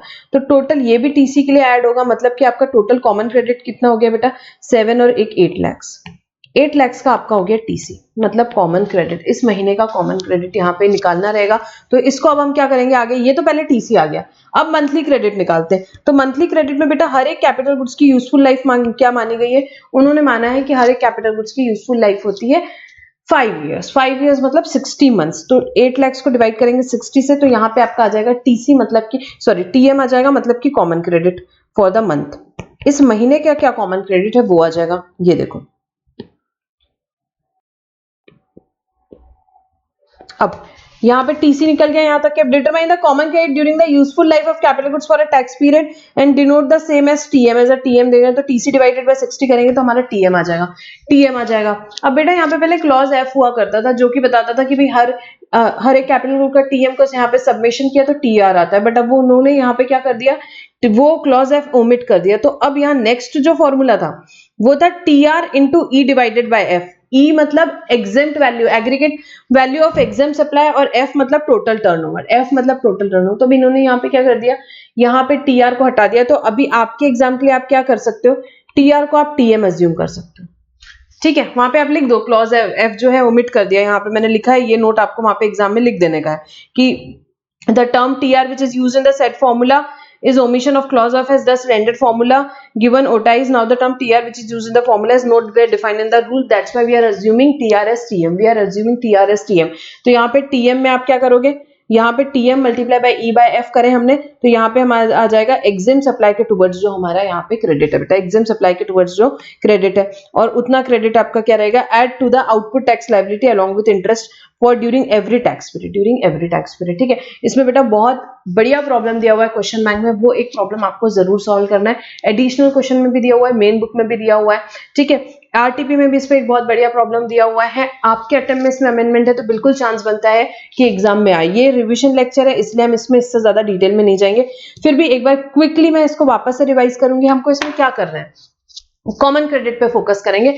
यहाँ पे जो एक्सक्लूसिवली नॉन एग्जेम्प्ट के लिए उसको, तो यहाँ पे एक्सक्लूसिवली एग्जेम्प्ट या नॉन बिजनेस के लिए उसका तो क्रेडिट लेना ही नहीं है, क्रेडिट लेना ही नहीं है। बी पॉइंट में एक्सक्लूसिवली जीरो रेटेड और टैक्सेबल के लिए तो उसका क्रेडिट ले लो। अब सी पॉइंट पे आते हैं। सी पॉइंट में सबसे पहले नॉर्मल केस है कि भाई इस महीने मैंने कोई कैपिटल गुड्स खरीदा जो को कॉमन यूज के लिए, तो क्या करूंगी, जितना इनवॉइस में क्रेडिट लग के आया उसको इलेक्ट्रॉनिक क्रेडिट लेजर में ले जाऊंगी और वो कॉमन क्रेडिट हो जाएगा, एज ए डिनोट करेंगे उसको। अब यहाँ पे एक्सक्लूसिव चेंज हुआ, चेंज कैसे हुआ, ए से मैं सी पे आई, ए से मैं सी पे आई, तो मुझे क्या करना है, मुझे क्रेडिट ले लेना है पूरा इलेक्ट्रॉनिक क्रेडिट लेजर में, और ये जो इनएलिजिबल क्रेडिट है 5% एवरी क्वार्टर के हिसाब से लेकर के ऐड करना है आउटपुट टैक्स लायबिलिटी में, आउटपुट टैक्स लायबिलिटी। और जो क्रेडिट मैंने इलेक्ट्रॉनिक क्रेडिट लेजर में लिया है, मतलब कि जो इनवॉइस में लग गया है, वो मेरा पूरा कॉमन क्रेडिट बन जाएगा, उसको ए से डिनोट करना है। उसके बाद क्या हुआ, मेरा बी टू सी कन्वर्ट हुआ, मतलब मैं टैक्सेबल के लिए पहले यूज कर रही थी, अब मैं कॉमन के लिए यूज कर रही हूँ। तो टैक्सेबल के लिए जब यूज कर रही होंगी तब मैंने पूरा का पूरा क्रेडिट इलेक्ट्रॉनिक क्रेडिट लेजर में ले चुकी हूँ, तो उसे मुझे वापस नहीं लेना है, बट हाँ कॉमन क्रेडिट के लिए उसको मैं ऐड करूंगी। तो अब कॉमन क्रेडिट में तीन चीजें आती है, एक तो इस महीने जो कैपिटल गुड्स खरीदा कॉमन है वो, सेकंड स्विच ओवर हुआ ए टू सी हुआ तो उसमें जो भी क्रेडिट इनवॉइस में लग के आया था वो, और सेकंड बी टू सी हुआ उसमें भी जो इनवॉइस में लग के आया था वो, ये सबका टोटल करेंगे तो कॉमन क्रेडिट आ जाता है, उसको बोलते हैं टीसी आ गया पूरा कॉमन क्रेडिट, ठीक है। उन कैपिटल गुड्स से लेके उनकी पूरी यूजफुल लाइफ का टोटल कॉमन क्रेडिट। इस महीने का क्रेडिट चाहिए तो क्या कर दूंगी, डिवाइड बाय 60 कर दूंगी, मंथली क्रेडिट आ गया, टीएम आ गया बेटा यहाँ पे, और टीएम को मल्टीप्लाई कर दूंगी ई बाय एफ, मतलब exam divided by total turnover, तो मेरे पास टीई आ जाएगा, जो कॉमन क्रेडिट एट्रीब्यूटेबल यहाँ पे आ जाएगा, जिसको यहाँ पे टुवर्ड्स एग्जाम सप्लाई, और जिसको क्या कर दूंगी मैं ऐड कर दूंगी मेरे आउटपुट टैक्स लायबिलिटी में। That's it, as simple as that. Problems है, प्रैक्टिस करो, बहुत अच्छे से आएगा। अब यहाँ पे एक एक्सप्लेनेशन था खाली, वो डिस्कस कर लेते हैं। An item of capital goods declared under clause A on it's receipt shall not attract provision of 18 if subsequently covered under this clause. तो बेटा यहाँ पे जब मैंने गुड्स लेकर के आई थी, यहाँ क्लॉज ए में जब कवर थे, वो एग्जेम्प्ट के लिए मैं यूज कर रही थी, ठीक है, एग्जेम्प्ट के लिए यूज कर रही थी, उस टाइम मैं कॉमन के लिए यूज नहीं कर रही थी। तो यहाँ पे 18(4) के प्रोविजन बेटा, यहाँ पे अगर हम देखते हैं 18(4) के, मैं मेन बुक ओपन करती हूँ, हमने पढ़ा था, आपको याद है, यहाँ पे अगर आप क्या कर रहे हो, अगर आप यहाँ पे स्विच हो रहे हो बेटा, तो यहाँ पे लिखा था कि भी आपको क्रेडिट क्या करना पड़ता है, रिवर्स करना पड़ता है, कुछ ITC, health in stock, containing semi finish goods, finish goods, capital goods and all that. तो यहाँ पे 18(4) के हिसाब से कोई रिवर्सल नहीं होगा, 18(4) नहीं अप्लाई होगा उन कैपिटल गुड्स पे जो यहाँ पे स्विच ओवर के केस आ रहे, क्योंकि वो लेटर ऑन कवर हो रहे हैं। जब हमने खरीदा था, आए थे वो गुड्स, तब वो वहां पे कवर्ड नहीं था, तब यहाँ कवर्ड नहीं था, ठीक है। तो बेटा हम इतना ही डिस्कस करेंगे रूल 43 के बारे में, क्योंकि मैंने जैसे कि आपको बताया क्विक रिविजन है, हम यहाँ पे इसका डिस्कशन यहीं पे स्टॉप करेंगे। Rule number 43 very important from exam. अब हम नेक्स्ट कंसेप्ट शुरू करेंगे which is regarding block credit, very very very important from exam point of view. Amendments भी हैं इसमें और ये है भी बहुत इंपॉर्टेंट, ठीक है। कंसेप्ट समझेंगे ब्लॉक क्रेडिट का। Motor vehicle for transportation of person having approved sitting capacity not more than 13% including the driver. ये क्या चीज है मैम? तो अगर कोई मोटर व्हीकल आप यूज कर रहे हो, किसके लिए? ट्रांसपोर्टेशन ऑफ पैसेंजर की बात हो रही है, ट्रांसपोर्टेशन ऑफ पैसेंजर के लिए कोई मोटर व्हीकल यूज कर रहे हो, having an approved seating capacity of not more than 13%, less than और इक्वल टू 13% तक के अगर आपकी कैपेसिटी है, तो उसका क्रेडिट आपको नहीं मिलेगा। नहीं देना हमको क्रेडिट, आपको नहीं देना आपको क्रेडिट। ट्रांसपोर्टेशन ऑफ पैसेंजर की बात हो रही, ट्रांसपोर्टेशन ऑफ गुड्स के केस में अलाउड है, ब्लॉक क्रेडिट में नहीं आता। यहां बात हो रही है motor vehicle for transportation of passenger, यहां पे जिसकी कैपेसिटी 13 लोगों से ज्यादा की नहीं है, तो उसका क्रेडिट आपका ब्लॉक कर दिया गया। ब्लॉक क्रेडिट का मतलब ही क्या होता है? जीएसटी में बेटा सारी चीजों के क्रेडिट अलाउड है एक्सेप्ट ब्लॉक क्रेडिट। जो ब्लॉक क्रेडिट में आता है उसका क्रेडिट अलाउड नहीं, ठीक है। Except when they are used for making following taxable supply. What does this mean? मतलब अगर taxable, ये नीचे बचे हुए following supplies के लिए यूज कर रहा है, तो उसका क्रेडिट मिलेगा, except when they are used for making the taxable following taxable supply, namely further supply of motor vehicle. आगे सप्लाई के लिए अगर यूज कर रहा है वो मोटर व्हीकल, किसके लिए यूज कर रहा है? Further supply of motor vehicle के लिए। अब यार कोई कार डीलर है, उसने कार खरीदी इसीलिए है ताकि वो आगे बेच सके, उसका क्या क्रेडिट ब्लॉक करोगे? नहीं करोगे। गवर्नमेंट यहाँ पे क्या चाहती थी? गवर्नमेंट यहाँ पे जैसे कि डायरेक्टर्स हैं, अपने घर में बढ़िया कार लेके जा रहे हैं, तो पर्सनल पर्पस के लिए लेके जा रहे हैं, जैसे कि वो दिग बिजनेस पे रही है, तो वो सारे क्रेडिट्स ब्लॉक करना चाहती थी गवर्नमेंट। अब कोई कार डीलर है जो गाड़ियां ही खरीद रहा है, उसका आईटीसी गाड़ी है यार, गाड़ी पे जो लग के आ रहा है वही उसका आईटीसी है, वो कार बेच रहा है। यहाँ पे मारुति सुजुकी का शोरूम है उसका, वो 100 गाड़ियां खरीद रहा है, महीने 100 गाड़ियां बेच रहा है, तो उसको क्रेडिट अलाउड है। क्यों? क्योंकि वो आउटपुट टैक्सेबल सप्लाई किस चीज की कर रहा है? Further supply of motor vehicle की, तो अलाउड है। देन ट्रांसपोर्टेशन ऑफ पैसेंजर के लिए, यार मैंने गाड़ी खरीदी है, क्यों? क्योंकि मैं पैसेंजर ट्रांसपोर्टेशन की सर्विस कर रहा हूं, मेरी टैक्सी का बिजनेस है यार, मैं हर महीने गाड़ियां खरीदता हूं, उस पैसे में गाड़ियों में लोगों को भेजता हूं, उनसे पैसे जो लेता हूं उस पर टैक्स पे कर रहा हूं गवर्नमेंट को, तो गवर्नमेंट को उसमें भी कोई दिक्कत नहीं थी। क्यों? आउटपुट उसका टैक्सेबल है। क्या है ये देखो वर्ड यहाँ क्या यूज किया हुआ था, except when they are used for making following taxable supply. Taxable जो आउटपुट है उसमें भी उसने टैक्स कलेक्ट करना चाहिए, नहीं किया तो फिर इसका क्रेडिट की बात नहीं होगी। ये कब अप्लाई होगा? ये कब अप्लाई होगा? कि जब आउटपुट टैक्सेबल सप्लाई कर रहे हो, अगर इनपुट आपने ये वाला लिया और इससे आउटपुट से टैक्सेबल सप्लाई कर रहे हो, तब की बात हो रही है। Then imparting training driving on such vehicles, मतलब कि कोई भाई यहाँ पे ड्राइविंग स्कूल है, कार सिखा रहा है लोगों को, भाई कार खरीदी इसीलिए रहा है क्योंकि लोगों को सिखाए, उस पर जो पैसा लेगा उस पर टैक्सेबल सप्लाई है, वो गवर्नमेंट को उस पर टैक्स पे कर रहा है, तो गवर्नमेंट ने बोला ठीक है फिर हम क्रेडिट दे देंगे, क्रेडिट दे देंगे। सो यहाँ पे मोटर व्हीकल जिसकी कैपेसिटी 13 या उससे कम लोगों की है, उसका क्रेडिट अलाउड नहीं है, उसका क्रेडिट अलाउड नहीं है। एक्सेप्ट 3 एक्सेप्शन है। क्या? Further supply of vehicle taxable, second transportation of passenger taxable, third imparting training driving on such vehicle taxable. ये तीनों अगर टैक्सेबल आउटपुट के लिए यूज कर रहे हैं तो फिर आईटीसी का क्रेडिट मिलेगा। In short motor vehicle sitting capacity जिसकी 13 या उससे कम है उसका क्रेडिट नहीं मिलेगा, सिर्फ 3 केस में मिलेगा, अगर वो प्रोवाइड कर रहा है उससे आउटपुट सर्विस, कौन सी? टैक्सेबल आउटपुट सर्विस, कौन सी? फर्दर सप्लाई ऑफ व्हीकल की, या ट्रांसपोर्टेशन ऑफ पैसेंजर की, या imparting training driving on such vehicle की, तो क्रेडिट मिलेगा, ठीक है।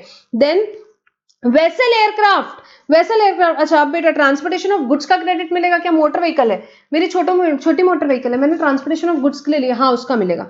यहाँ पैसेंजर ट्रांसपोर्ट वाले मोटर व्हीकल का ब्लॉक किया। 13 सीटर से ज्यादा वाली मैंने मोटर व्हीकल ली, उसका क्रेडिट मिलेगा, हाँ बिल्कुल मिलेगा, कोई दिक्कत नहीं है उसके क्रेडिट में कोई दिक्कत नहीं है, ठीक है। तो एक मिनट देखो, कुछ इंपॉर्टेंट पॉइंट्स यहाँ डिस्कस करेंगे।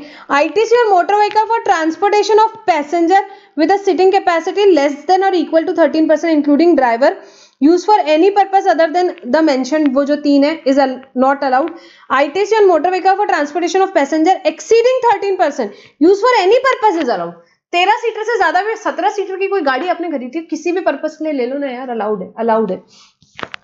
ITC on motor vehicle used for motor vehicle for transportation of goods, dumper, typers etc for any purpose is allowed, वो सब अलाउड है। गुड्स के लिए कोई टेंशन नहीं, पैसेंजर में रिस्ट्रिक्शन है, 13 सीटर से कम की या 13 सीटर से कम, लेस देन और इक्वल टू 13 सीटर ब्लॉक्ड है, एक्सेप्ट 3 केसेस में अलाउड है, ठीक है। I hope it is clear. ये अपन ने बहुत डिटेल में बहुत सारे एग्जांपल्स के साथ डिस्कस किया था, बहुत सारे इसमें हमने प्रॉब्लम भी सॉल्व किए थे। बेटा एग्जाम के हिसाब से बहुत इंपॉर्टेंट है, ये जरूर करना। आईटीसी का क्वेश्चन बैंक अपने को 1 से नहीं 2 बार एटलीस्ट पढ़ना पड़ेगा। एक बार तो अपन ने क्लास में बहुत डिटेल डिस्कशन किया हुआ है उसका, एक बार आपको और वापस से उसको पढ़ना चाहिए। Then vessel in aircraft when they are used, vessel और एयरक्राफ्ट का भी क्रेडिट ब्लॉक्ड है, except for making taxable supply for further supply of vessel aircraft, या वेसल एयरक्राफ्ट का क्रेडिट ऐसे तो ब्लॉक्ड है, बट अलाउड कब है? जब आप उससे फर्दर टैक्सेबल सप्लाई कर रहे हो, किस चीज की? Further supply of vehicle aircraft, आपका बिजनेस ही, आप बेच रहे हो, वेसल खरीद रहे हो, बेच रहे हो, तो आपको अलाउड है। इन सब चीजों में क्यों गवर्नमेंट ने अलाउ किया? क्योंकि गवर्नमेंट ने देखा कि भाई फर्दर टैक्सेबल सप्लाई, उसमें टैक्स कलेक्ट हो ही रहा है अपने, तो अपने को आईटीसी देने में दिक्कत नहीं है। डायरेक्टर कार खरीद ले ऑफिस के लिए, ऑफिस में डायरेक्टर कार खरीद ले, अब उससे क्या, वो 4 सीटर कार खरीदी उसने, अब उससे कुछ आउटपुट टैक्सेबल सप्लाई हो नहीं रहा है, कोई टैक्स तो आ नहीं रहा है, गवर्नमेंट ने ब्लॉक कर दिया, गवर्नमेंट ने ब्लॉक कर दिया। वेसल एयरक्राफ्ट भी, अब यहाँ पे किसी ने अपना बढ़िया एयरक्राफ्ट खरीदा है ऑफिस में डायरेक्टर, तो वो ब्लॉक कर दिया यहाँ पे। Then transportation of passenger, transportation of passenger यहाँ पे देखो क्या है, एक्सेप्शन पढ़ रहे हैं वेसल एयरक्राफ्ट का। ऐसे तो ब्लॉक्ड है, पर अलाउड कब है, अगर आप कर रहे हो उसका taxable supply for further supply of vessel aircraft, उससे आप फर्दर सप्लाई कर रहे हो वेसल एयरक्राफ्ट का, तो आपको अलाउड है। यहाँ पे ट्रांसपोर्टेशन ऑफ पैसेंजर कर रहे हो, उससे अलाउड है। आपने वेसल खरीदे इसलिए, या एयरक्राफ्ट जेट वाला ने इसीलिए खरीदा क्योंकि उससे उसको ट्रांसपोर्टेशन ऑफ पैसेंजर करना है। उसने यार एयरक्राफ्ट खरीदा है, उसे ट्रांसपोर्टेशन ऑफ पैसेंजर कर रहा है, उसमें जो टैक्स सारा आपको पे कर रहे हैं ना, दिक्कत क्या है? गवर्नमेंट ने बोला कोई दिक्कत नहीं, इसमें तो क्रेडिट अलाउड कर दिया हमने, एक्सेप्शन में डाल दिया इसको। इम्पार्टिंग ट्रेनिंग नेविगेटिंग सच वेसल, वो वेसल चलाने के लिए यहाँ पे ट्रेनिंग दी जा रही है, उसके लिए वेसल खरीदा, उसके क्रेडिट अलाउड है। Imparting training on flying such aircraft allowed है। और for transportation of goods, goods transportation के लिए वेसल एयरक्राफ्ट का क्रेडिट अलाउड है। रिस्ट्रिक्शन पैसेंजर वाले में थी, गुड्स के केस में वैसे भी अलाउड है। ठीक है, मोटर व्हीकल, वेसल, एयरक्राफ्ट तीनों भी अगर ट्रांसपोर्टेशन ऑफ गुड्स के लिए यूज किए जा रहे हैं तो आपको याद रखना है वो क्रेडिट अलाउड है, वो ब्लॉक नहीं है 17(5) के हिसाब से। Then next, services of general insurance servicing repair and maintenance in so far as they relate to motor vehicle vessel aircraft referred to in clause A और clause AA। तो यहाँ पे अगर आप सर्विस ले रहे हो किसकी, जनरल इंश्योरेंस की, सर्विसिंग की, रिपेयर मेंटेनेंस की, वेसल एयरक्राफ्ट के लिए या मोटर व्हीकल के लिए, जिनका क्रेडिट ब्लॉक्ड है, जिनका क्रेडिट ब्लॉक है, उनकी ये सर्विसेज का भी क्रेडिट ब्लॉक हो जाए। आपने कोई मोटर व्हीकल खरीदी, डायरेक्टर ने मोटर व्हीकल खरीदी 5 सीटर बढ़िया मर्सिडीज बेंज यहाँ पे खरीदी उन्होंने, उसका क्रेडिट ब्लॉक हुआ। उससे रिलेटेड जो रिपेयर मेंटेनेंस सर्विस लोगे बेटा, उसका भी क्रेडिट ब्लॉक्ड है, उसका भी क्रेडिट ब्लॉक्ड है। ट्रांसपोर्टेशन ऑफ गुड्स के लिए कोई मोटर व्हीकल ली मैंने, ठीक है, उसका क्रेडिट अलाउड है, तो उसका भी रिपेयर मेंटेनेंस अलाउड हो। ठीक है, सो यहाँ पे exception, when the motor vehicle vessel aircraft referred to in clause A और A are used for the specified purpose, मतलब जो exceptions है उनके लिए यूज कर रहे हो। जैसे मैंने एग्जांपल लिया ट्रांसपोर्टेशन ऑफ गुड्स के केस में, उस केस में क्रेडिट अलाउड है। जब मोटर व्हीकल वेसल एयरक्राफ्ट का क्रेडिट ब्लॉक्ड है, उसी टाइम पे उनका इंश्योरेंस का, उनका रिपेयर मेंटेनेंस का क्रेडिट ब्लॉक रहेगा। ठीक है, when received by a taxable person engaged in manufacture of motor vehicle vessel aircraft, या ये सर्विसेज कौन ले रहा है? मैन्युफैक्चरर ले रहा है यार, वो वेसल एयरक्राफ्ट यहाँ बना रहा है, वो मैन्युफैक्चरर है, उस केस में इसका क्रेडिट अलाउड है। In the supply of general insurance service in respect of such motor vehicle vessel और एयरक्राफ्ट इंश्योर्ड बाय हिम, या वो इंश्योरेंस वाला है, वो सर्विस ले रहा है, तो वो भी क्रेडिट अलाउड है, तो बेटा ये बड़ा इंपॉर्टेंट है, ये अमेंडमेंट है, चेंज हो गया है, पहले जैसा था उससे काफी कुछ चीजें इसमें चेंज कर दी गई है, तो ये आपके एग्जाम के हिसाब से बहुत इंपॉर्टेंट है, आपको बहुत ध्यान से पढ़ना है। Then next, food, beverages, outdoor catering, beauty treatment, health services, cosmetic, plastic surgery, leasing, renting or hiring of motor vehicle vessel aircraft referred to in clause A और A except when used for the purpose specified, life insurance, health insurance, इन सबके credit blocked है। Food, beverages, outdoor catering, आपने बाहर गए, directors बाहर गए, मस्त 5 star में खाना वाना खाया, बिल लाके ऑफिस में दिया, क्रेडिट नहीं मिलेगा। आपकी ऑफिस की यहाँ पे कॉन्फ्रेंस है, उसमें खाना पीना हुआ, क्रेडिट आपको नहीं मिलेगा। क्यों? क्योंकि food, beverages, outdoor catering credit allowed ही नहीं है। ब्यूटी ट्रीटमेंट लिया आपने जाके ब्यूटी ट्रीटमेंट लिया, जेट एयरवेज एयर हॉस्टेज का ब्यूटी ट्रीटमेंट हुआ, क्रेडिट अलाउड है? नहीं अलाउड है। प्लास्टिक सर्जरी करवाई आपने, क्रेडिट अलाउड है? नहीं अलाउड है। हेल्थ सर्विसेज ली, क्रेडिट अलाउड है? नहीं अलाउड है। लीज की आपने, रेंट करी, हायर करी मोटर व्हीकल, जिनके क्रेडिट ब्लॉक्ड थे, यहाँ पे क्लॉज ए या डबल ए जो हमने ये वाले पहले पढ़े थे, ये क्लॉज ए है आपका, ये क्लॉज डबल ए है, जिनके क्रेडिट इसके हिसाब से ब्लॉक थे, क्या उनका क्रेडिट मिलेगा? नहीं। Leasing, hiring, renting of motor vehicle के क्रेडिट्स नहीं मिलेंगे, except for the purpose specified, मतलब एक्सेप्शन में क्रेडिट मिलेंगे। लाइफ इंश्योरेंस, हेल्थ इंश्योरेंस लो जाके, क्रेडिट नहीं मिलेगा। एक्सेप्ट, हर जगह एक्सेप्शन है। एक्सेप्शन मतलब क्या? सारे एक्सेप्शन मतलब वहां पे क्रेडिट अलाउड है, वहां क्रेडिट अलाउड है। ITC available where an inward supply of such goods or services is used by a registered person for making an outward supply of the same category or as an element of taxable or mixed supply। आपको याद हो तो हमने एक चीज पढ़ी थी, for example मैं रेस्टोरेंट वाला हूं यार, रेस्टोरेंट वाला हूं, मैंने यहाँ पे फूड बिवरेजेस आउटडोर केटरिंग की सर्विसेज ली इसलिए थी क्योंकि मुझे बाहर देनी थी। जब तक मैं फूड और बिवरेजेस खरीदूंगा नहीं तब तक के मैं बेचूंगा कैसे? तो उस केस में मैं आउटवर्ड सप्लाई कर रहा हूं सेम कैटेगरी का, मैं आउटवर्ड सप्लाई कर रहा हूं सेम कैटेगरी का। तो गवर्नमेंट ने बोला ठीक है, एक्सेप्शन में डाल दिया तुम्हें, टेंशन ना लो, आपको क्रेडिट मिलेगा।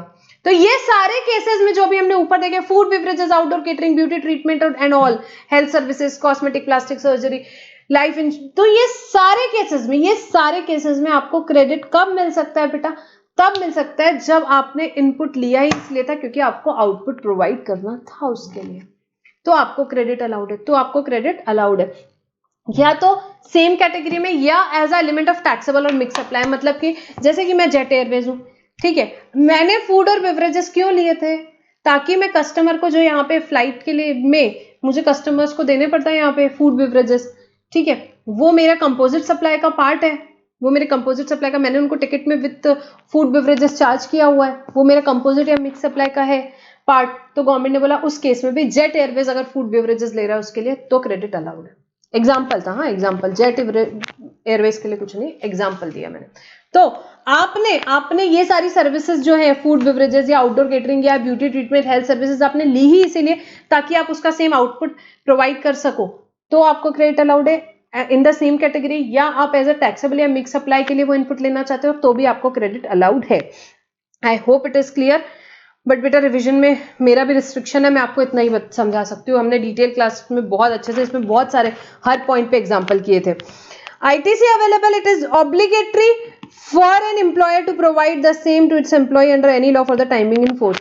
और फॉर एग्जाम्पल यहाँ पे it is obligatory for the employer to provide the same to its employ, तो भी अलाउड है, तो भी अलाउड है। जैसे कि अब यार लाइफ इंश्योरेंस है, हेल्थ इंश्योरेंस है, एम्प्लॉयर को कंपलसरी है यहाँ पे एक्ट के हिसाब से, जैसे कि कोल माइंस में होता है कि भाई उनको सारे एम्प्लॉयज का यहाँ पे इंश्योरेंस लेना कंपलसरी है, तो उस केस में उसको क्रेडिट अलाउड है, उस केस में उसको क्रेडिट अलाउड है। तो जहां पे ऑब्लिगेटरी है किसी लॉ से कि एम्प्लॉयर को ये सर्विसेज एम्प्लॉय को देनी पड़ेगी, तो उस केसेस में अगर ये ऊपर वाली सर्विसेज है तो उनका क्रेडिट अलाउड रहेगा। Next, membership of a club, health fitness centre अगर आप ले रहे हो वो क्रेडिट अलाउड नहीं है। Travel benefits extended to employ on vacation such as and leave और होम ट्रैवल कंसेशन, आपने ट्रैवल दिया, आपने आपके एम्प्लॉयज को बोला जाओ जाके बाली घूम के आओ, जाओ जाके थाईलैंड घूम के आओ, तो उस केस में ऐसे बेनिफिट्स आप दे सकते हो, पर गवर्नमेंट ने बोला हम उसका क्रेडिट नहीं दे रहे। Exception, ITC available when it is obligatory for an employer to provide the same to its employ under any law for the timing in force, ठीक है, तो अलाउड रहेगा। देन गुड्स लॉस स्टोलन, ये देखो ये जो credit available on the above है ये सारे एक्सेप्शंस की बात हो रही है, ठीक है, एक्सेप्शंस पे क्रेडिट अलाउड है, और ये यहां से एरो आ रहा है। Goods lost stolen destroyed written off or disposed of by way of gift or free sample, government ने बोला आपके गुड्स चोरी हो गए, यहाँ पे डिस्ट्रॉय हो गए, रिटर्न ऑफ हो गए, डिस्पोज ऑफ हो गए bye way of gift or free sample, आपने फ्री में बांट दिए, हमको कुछ नहीं करना है, इस केस में हम क्रेडिट नहीं देंगे।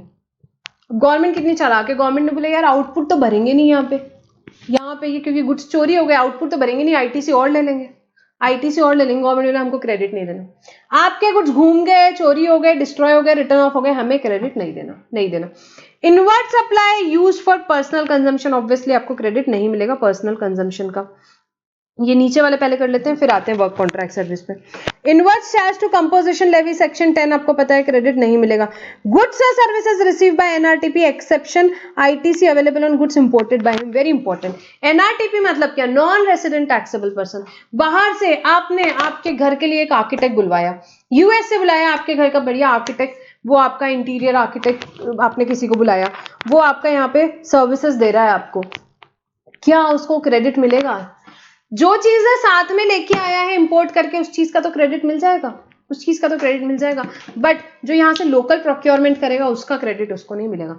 तो नॉन रेसिडेंट टैक्सेबल पर्सन है, उसको सिर्फ जो वो इंपोर्ट करके लेके आता है उस चीज का क्रेडिट मिलता है, इंडिया में जो चीज है उसने प्रोक्योर किया उसको क्रेडिट नहीं मिलेगा। Then tax paid under section 74, tax short not paid erroneously refunded due fraud, tax paid under section 129 जो होता है अपना ये release of goods and conveyance in transit जो डिटेन हो गए थे आपके, और fine paid under section in lieu of confiscation, उसमें 130 में जो टैक्स पे करते हो तो ये 74, 129, यहाँ इन सब केसेस में आपको क्या होता है, यहाँ पे टैक्स का क्रेडिट नहीं मिलेगा। अब लास्ट हमारा बचता है work contract service, very important, समझेंगे अभी ये क्या है। Work contract service for construction of immovable property. मैं इमूवेबल प्रॉपर्टी बना रही हूँ, मैं बिल्डर हूँ, ठीक है, क्रेडिट मिलेगा या नहीं, क्रेडिट मिलेगा कि नहीं वर्क कॉन्ट्रैक्ट सर्विस में? तो पहले तो गवर्नमेंट ने बोला कोई भी, मैं बिल्डर हो सकती हूँ, मैं सब कॉन्ट्रैक्टर हो सकती हूँ, या मैंने नॉर्मली कोई वर्क कॉन्ट्रैक्ट सर्विस ली है इमूवेबल प्रॉपर्टी बनाने के लिए, क्या उसका क्रेडिट मिलेगा? तो गवर्नमेंट ने बोला वर्क कॉन्ट्रैक्ट का क्रेडिट नहीं मिलेगा। इसका एक्सेप्शन है, एक तो प्लांट एंड मशीनरी का क्रेडिट मिलेगा, work contract for plant and machinery का क्रेडिट मिलेगा। Where work contract for immovable property is an input service for further supply of work contract, तभी भी क्रेडिट मिलेगा, तभी भी क्रेडिट मिलेगा। What do you mean by this? Work contract service बेटा, अगर मैं बिल्डर हूं, मतलब मैं भी एक कॉन्ट्रैक्टर हूं, मैंने किसी सब कॉन्ट्रैक्टर से सर्विस ली तो मुझे क्रेडिट मिलेगा। क्यों? क्योंकि मेरा आउटपुट भी वर्क कॉन्ट्रैक्ट है, construction of immovable property work contract है, मेरा इनपुट भी वर्क कॉन्ट्रैक्ट है। कोई कॉन्ट्रैक्टर है, वो काम कर रहा है, उसने सब कॉन्ट्रैक्टर से काम किया तो मिलेगा, हाँ मिलेगा, मिलेगा। किस केस में ब्लॉक्ड है? हर केस में ब्लॉक्ड है एक्सेप्ट दो, एक तो plant and machinery, plant and machinery का क्रेडिट अलाउड है, प्लांट एंड मशीनरी का क्रेडिट अलाउड है। सेकंड, जब यहाँ पे ये सर्विस इनपुट सर्विस होगी, वर्क कॉन्ट्रैक्ट सर्विस के आउटपुट के लिए आप वर्क कॉन्ट्रैक्ट इनपुट ले रहे हो तो क्रेडिट अलाउड है। देन एक और है, inward supply received by taxable person for construction of immovable property on his own account, including when such supply are used in the course or furtherance of business। तो अगर यहाँ मैंने input services ली, क्यों भाई, मैं बढ़िया अपना ऑफिस बना रही हूँ, मैं अपना ऑफिस बना रही हूँ, उसके लिए मैंने कुछ इनवर्ट सप्लाईज ली, उसके लिए मैंने कुछ इनवर्ट सप्लाईज ली, तो उस केस में क्या मुझे क्रेडिट अलाउड है? हाँ, मुझे बिल्कुल क्रेडिट अलाउड, मुझे बिल्कुल क्रेडिट अलाउड नहीं है, सॉरी, मुझे बिल्कुल क्रेडिट अलाउड नहीं है। अगर मैं कोई इनवर्ट सप्लाई ले रही हूँ, किस चीज के लिए? For construction of immovable property on its own account, own account मतलब मेरा, मैं खुद का ऑफिस बना रही हूँ for example, including when supply is used, भले से बिजनेस के लिए, मैं कितना भी आर्ग्यूमेंट कर लूं कि यार ये ऑफिस इसके लिए क्योंकि बिजनेस पर्पस के लिए, गवर्नमेंट ने बोला नहीं, आप immovable property on your own account बोल रहे हो, इसका क्रेडिट आपको हम नहीं देंगे, नहीं देंगे। Exception, construction of plant and machinery का क्रेडिट अलाउड है, construction of immovable property for others, ठीक है, वो उसी पार्ट में कवर हो गया। एक मिनट, अब मैं मेन हमारी बुक पे एक बार जाती हूँ। देखो, जो हमने सी क्लॉज पढ़ा था वो क्या था? Work contract service when supply for construction of immovable property other than plant and machinery except where it is an input service for further supply of work contract, ये हमने पढ़ा। And next, goods or services received by a taxable person for construction of immovable property other than plant and machinery on his own account. Own account मतलब कि क्या? हमारे खुद के लिए। बिल्डर भी अगर खुद का सेल्स ऑफिस बना रहा है, उसका क्रेडिट उसको नहीं मिलेगा। बिल्डर वो बिल्डिंग बना रहा है, लास्ट क्लॉज में कवर होता है। बिल्डर वो बिल्डिंग बना रहा है जो उसका वो आगे बेचने वाला है, तो उसने उस केस में उसके लिए जो इनपुट्स लिए, बिल्डिंग बनाने के लिए जो इनपुट्स लिए, उसका क्रेडिट उसको मिलेगा, ठीक है। अब ये मैं इस नोट्स पे इसीलिए आई, प्लांट एंड मशीनरी की डेफिनेशन देखेंगे। प्लांट एंड मशीनरी का क्रेडिट अलाउड है क्या? अलाउड है, हाँ बिल्कुल अलाउड है। क्यों? क्योंकि यहाँ पे क्लियरली लिखा है गुड्स और services receive by taxable person other than plant and machinery, तो ये हम ब्लॉक क्रेडिट मिले। Other than plant and machinery मतलब प्लांट एंड मशीनरी का क्रेडिट अलाउड है। प्लांट एंड मशीनरी मतलब क्या? So plant and machinery means apparatus, equipment, machinery fixed to earth by foundation or structural support that are used for making outward supply of goods or services and include such foundation and structural support। तो यहाँ पे apparatus हो सकते हैं, equipment हो सकते हैं, machinery हो सकती है जो अर्थ से फिक्स है फाउंडेशन या स्ट्रक्चरल सपोर्ट से, और वो आपको आउटवर्ड सप्लाई के लिए यहाँ पे यूज की जा रही है। बट इसमें एक्सक्लूड क्या किया है? ये तीन चीजें एक्सक्लूड की गई है। बेटा ये एक्सक्लूजन बहुत इंपॉर्टेंट है। क्यों? ये एग्जाम में आपको लास्ट टाइम भी पूछा था। Land building other civil structure telecommunication tower and pipeline laid outside the factory, इसको प्लांट एंड मशीनरी की डेफिनेशन से हटा दिया है। मतलब क्या हो गया? ये मूवेबल प्रॉपर्टी तो है, प्लांट एंड मशीनरी नहीं है। प्लांट एंड मशीनरी का क्रेडिट अलाउड है, इसका क्रेडिट अलाउड नहीं है। Plant and machinery block credit में बेटा अगेन ब्लॉक क्रेडिट में वर्ड क्या यूज किया था? Other than plant and machinery, मतलब प्लांट एंड मशीनरी का क्रेडिट अलाउड है। प्लांट एंड मशीनरी की डेफिनेशन से ये तीनों को एक्सक्लूड कर दिया, मतलब इन तीनों का क्रेडिट ब्लॉक्ड है। ये तीनों का क्रेडिट ब्लॉक्ड है, ये प्लांट एंड मशीनरी की डेफिनेशन से हटा दिया गया। Land building other civil structure telecommunication tower pipeline laid outside the factory premise, ये लास्ट एग्जाम में भी आपको काम आया था, very important from exam point of view, ठीक है। सो ये हमारा डिस्कशन होता है कंस्ट्रक्शन का मतलब क्या होता है बेटा? Construction include reconstruction, renovation, addition, alteration, repair to the extent of capitalisation to the said immovable property. तो यहाँ पे कंस्ट्रक्शन ऑफ इमूवेबल प्रॉपर्टी का क्रेडिट ब्लॉक्ड है, मतलब यहाँ पे reconstruction, renovation, addition, alteration, repairs इन सब का भी ब्लॉक्ड है to the extent of capitalisation. जितना कैपिटलाइज करो, रेवेन्यू ट्रीट करोगे क्रेडिट मिल जाएगा, रेवेन्यू आइटम है आपके तो क्रेडिट मिल जाएगा। बहुत डिटेल में डिस्कस किया बेटा, बट यहाँ पे ज्यादा टाइम नहीं देंगे। Plant and machinery we have already discussed, ठीक है। तो ये हमारा डिस्कशन कंप्लीट होता है ब्लॉक क्रेडिट से रिलेटेड। अब इसमें कुछ एक दो क्लैरिफिकेशंस आए हुए हैं अभी, वो हम डिस्कस करते हैं। फ्री सैंपल से रिलेटेड है। एक हमने अभी पढ़ा था कि goods lost, stolen, destroyed, written off, dispose of, by way of, gift of free sample का क्रेडिट नहीं मिलेगा। तो उसमें एक क्लैरिफिकेशन आया, ITC shall not be available to supplier on input service capital goods to the extent they are used in relation to gift और sample without any consideration. However where the activity of distribution falls within the scope of supply by schedule 1, तो फिर उसका credit मिल जाएगा क्योंकि उसे supply treat कर ली जाती है, वो विदाउट कंसिडरेशन एक्टिविटी बट उसे सप्लाई ट्रीट कर जाती है, उस केस में क्रेडिट मिल जाएगा, ठीक है। Bye one get one offer, ये बेटा इस पे बड़े सारे क्लैरिफिकेशन है, अपन ने हर चैप्टर में पढ़े हैं, इसको हम लास्ट में एक बार रिलेट करके भी पढ़ेंगे। It is clarified that ITC shall be available to supply for input service capital goods used in relation to the goods और services as a part of such offer. Buy one get one के लिए फिर जो भी आपके inputs use हुए होंगे सबके क्रेडिट मिल जाएंगे, ठीक है।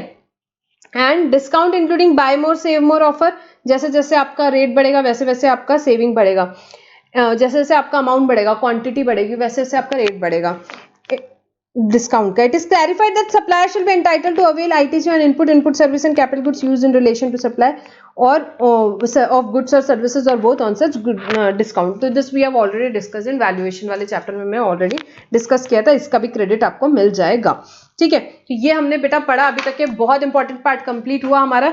बहुत छोटा सा सेक्शन बचता है, सेक्शन 18 का डिस्कशन बस,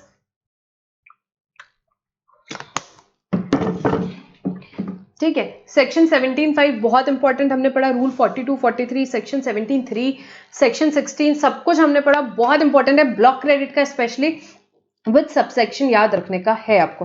और ये छोटे मोटे क्लैरिफिकेशंस हैं, ये हम एक बार लास्ट में रिलेट करके पढ़ेंगे।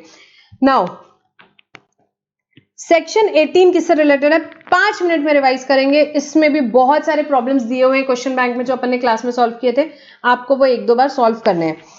The provision of section 18 read with relevant rules are summarized here. Special circumstances enabling availing of credit.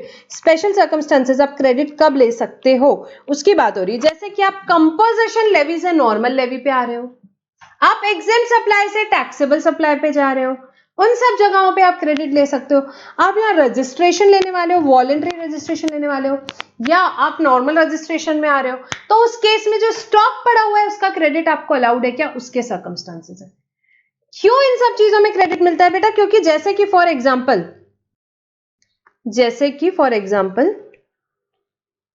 आप यहां पे आप पहले एग्जेम्प्ट कर रहे थे, अब वो गुड्स या सर्विसेज टैक्सेबल हो गई। डेट लेती हूं मैं 1 अक्टूबर से, तो यार इसके बाद के पीरियड में तो आप इस पे टैक्स भरोगे ना, अब तो आगे टैक्स भरते रहोगे ना इस पे। तो जो यहाँ पे स्टॉक पड़ा हुआ है, जो यहाँ पे आपका स्टॉक पड़ा हुआ है उसका आपको क्रेडिट मिलना चाहिए ना। जिस दिन आप स्विच कर रहे हो उस दिन आपके पास जो स्टॉक पड़ा है उसका क्रेडिट मिलना चाहिए, क्योंकि उस स्टॉक पे आगे टैक्स पे करने वाले हो।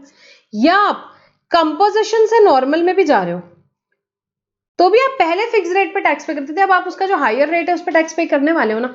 तो यहाँ पे जिस दिन आप स्विच कर रहे हो उस दिन जो स्टॉक पड़ा है उसका क्रेडिट मिलना चाहिए ना। I hope the logic is clear. अब पढ़ेंगे क्या है provision. So registered person switching from composition levy to regular scheme of payment of taxes, और रजिस्टर्ड पर्सन जो है वो एग्जाम से टैक्सेबल में आ रहा है तो क्रेडिट अलाउड है, यस अलाउड है। कहां से कहां तकेगा, credit is entitled on input held in stock, जो स्टॉक पड़ा है उसका क्रेडिट मिलेगा। Contained in semi finish goods और हेल्ड इन स्टॉक, जो सेमी फिनिश गुड्स मेरे पड़े हुए आधे बने बुनाए उस पे जो भी इनपुट्स लगे होंगे उसका क्रेडिट मिलेगा। Inputs contain in finish goods held in stock, जो फिनिश गुड्स पड़े हुए हैं उस पे जो इनपुट्स लगे होंगे क्रेडिट वो मिलेंगे। Capital goods in case of exempt supply becoming taxable use exclusively for exempt supply reduce by 5% पर क्वार्टर और part thereof from the rate of invoice. तो कैपिटल गुड्स का मिलेगा आपको जब आपका एग्जेम्प्ट, आप एग्जेम से टैक्सेबल में आ रहे हो उसमें जो भी आपका क्रेडिट होगा उसको आप माइनस करोगे 5% पर क्वार्टर और पार्ट देयर ऑफ से और आपको क्रेडिट मिल जाएगा। ITC claim shall be verified with the corresponding details furnished by the supplier. ठीक है, कौन सा दिन का मिलेगा? On the immediately preceding day from the day he becomes liable to pay tax under regular, मतलब जिस दिन से आप स्विच कर रहे हो ना उसके एक दिन पहले के शाम के स्टॉक का आपको यहाँ पे क्रेडिट मिल जाता है। ठीक है, और ये सारे क्रेडिट्स बेटा in all the above cases it is to be availed within 1 year from the date of issue of invoice by the supplier. मतलब वो इनवॉइस की डेट 1 साल से पुरानी नहीं होनी चाहिए, पिछले 1 साल की इनवॉइसेस का क्रेडिट आपको मिल जाता है। जो आपका स्टॉक पड़ा है वो पिछले 1 साल से रिलेटेड होना चाहिए। ठीक है, ये 2 केसेस हो गए। Person applying for registration within 30 days of becoming registration liable to registration, ये आपने प्रोविजन हमने पढ़ा था कि आपको रजिस्ट्रेशन के लिए कब तक अप्लाई करना पड़ता है? 30 दिन के अंदर। जब भी आप लायबल होते हैं, फॉर एग्जांपल आपका टर्नओवर क्रॉस हुआ 30 डेज के अंदर, या आप वॉलंटरी रजिस्ट्रेशन ले रहे हो, ऐसे ही आपका मन कर रहा है आपने रजिस्ट्रेशन लिया, तो उस केस में क्या होगा? उस केस में भी आपको क्रेडिट मिलेगा हेल्ड इन स्टॉक का, सेमी फिनिश गुड्स का और फिनिश गुड्स जो भी स्टॉक पड़े इन सबसे रिलेटेड इनपुट्स का आपको क्रेडिट मिलेगा। कैपिटल गुड्स का इन दोनों केसेस में नहीं मिलता है। ठीक है, on the day immediately preceding the day, जो आप जब आप रजिस्ट्रेशन लेने वाले हो उस दिन के, जिस दिन आप रजिस्ट्रेशन ले रहे हो उसके पहले वाले दिन जो है यहाँ पे आपको उसका क्रेडिट मिल जाएगा, conditions, filing of electronic declaration, आपको giving details of input held in stock contain in semi finish goods और finish goods held in stock and capital goods on the day immediately preceding, जहां भी capital goods का allowed है। Declaration to be filed within 30 days from the beginning from becoming eligible to avail taxes avail credit, sorry, detail to be certified by CA, अगर आपका aggregate claim जो है tax का वो कितना है, अगर आपका एग्रीगेट क्लेम 2 लाख से ज्यादा है तो आपको सीए के भी यहाँ पे लगता है क्या चीज, डिटेल्स आपको सर्टिफिकेशन कराना पड़ता है सीए से भी। तो ये केसेस में आप क्या सकते हो? क्रेडिट ले सकते हो। नेक्स्ट, जैसा ये था उसका जस्ट अपोजिट जो हमने यहाँ पे भी पढ़ा था, अवेलमेंट ऑफ क्रेडिट, ये हो रही है रिवर्सल ऑफ क्रेडिट और पेमेंट की बात। मतलब कि आप नॉर्मल से कंपोजिशन में जा रहे हो, आप टैक्सेबल से एग्जेम्प्ट में जा रहे हो, आप रजिस्ट्रेशन आपका कैंसिल कर रहे हो, इन सारे केसेस में क्या होगा? ऑब्वियसली जो भी आपका स्टॉक पड़ा है उसका क्रेडिट रिवर्स कर लो, क्योंकि आगे आप टैक्स पे करने वाले हो नहीं, या कंपोजिशन में जा रहे हो तो आपको अलाउड ही नहीं है, फिक्स रेट से टैक्स पे करोगे, तो आपने क्रेडिट रिवर्स करना पड़ेगा या पे करना पड़ेगा। देखते हैं क्या है। तो ITC registered person who has availed ITC switching from regular scheme of payment of tax to composition levy, बेटा ये चैप्टर बहुत इंपॉर्टेंट है। जिन बच्चों ने मुझसे पढ़ा है या नहीं पढ़ा है, इसका क्वेश्चन बैंक जो मेरा अवेलेबल है वेबसाइट पे, जरूर सॉल्व कर लेना। जिन्होंने पढ़ा है अपन ने क्लास में सॉल्व कर चुके हैं, जो इंपॉर्टेंट क्वेश्चंस मार्क्ड है वो आप एक बार देख लीजिए वापस से, और बाकी बच्चे सारा क्वेश्चन बैंक इसका करो, इसमें से काफी कुछ क्वेश्चन आपके एग्जाम में आना है। ये chapter is very important from exam point of view.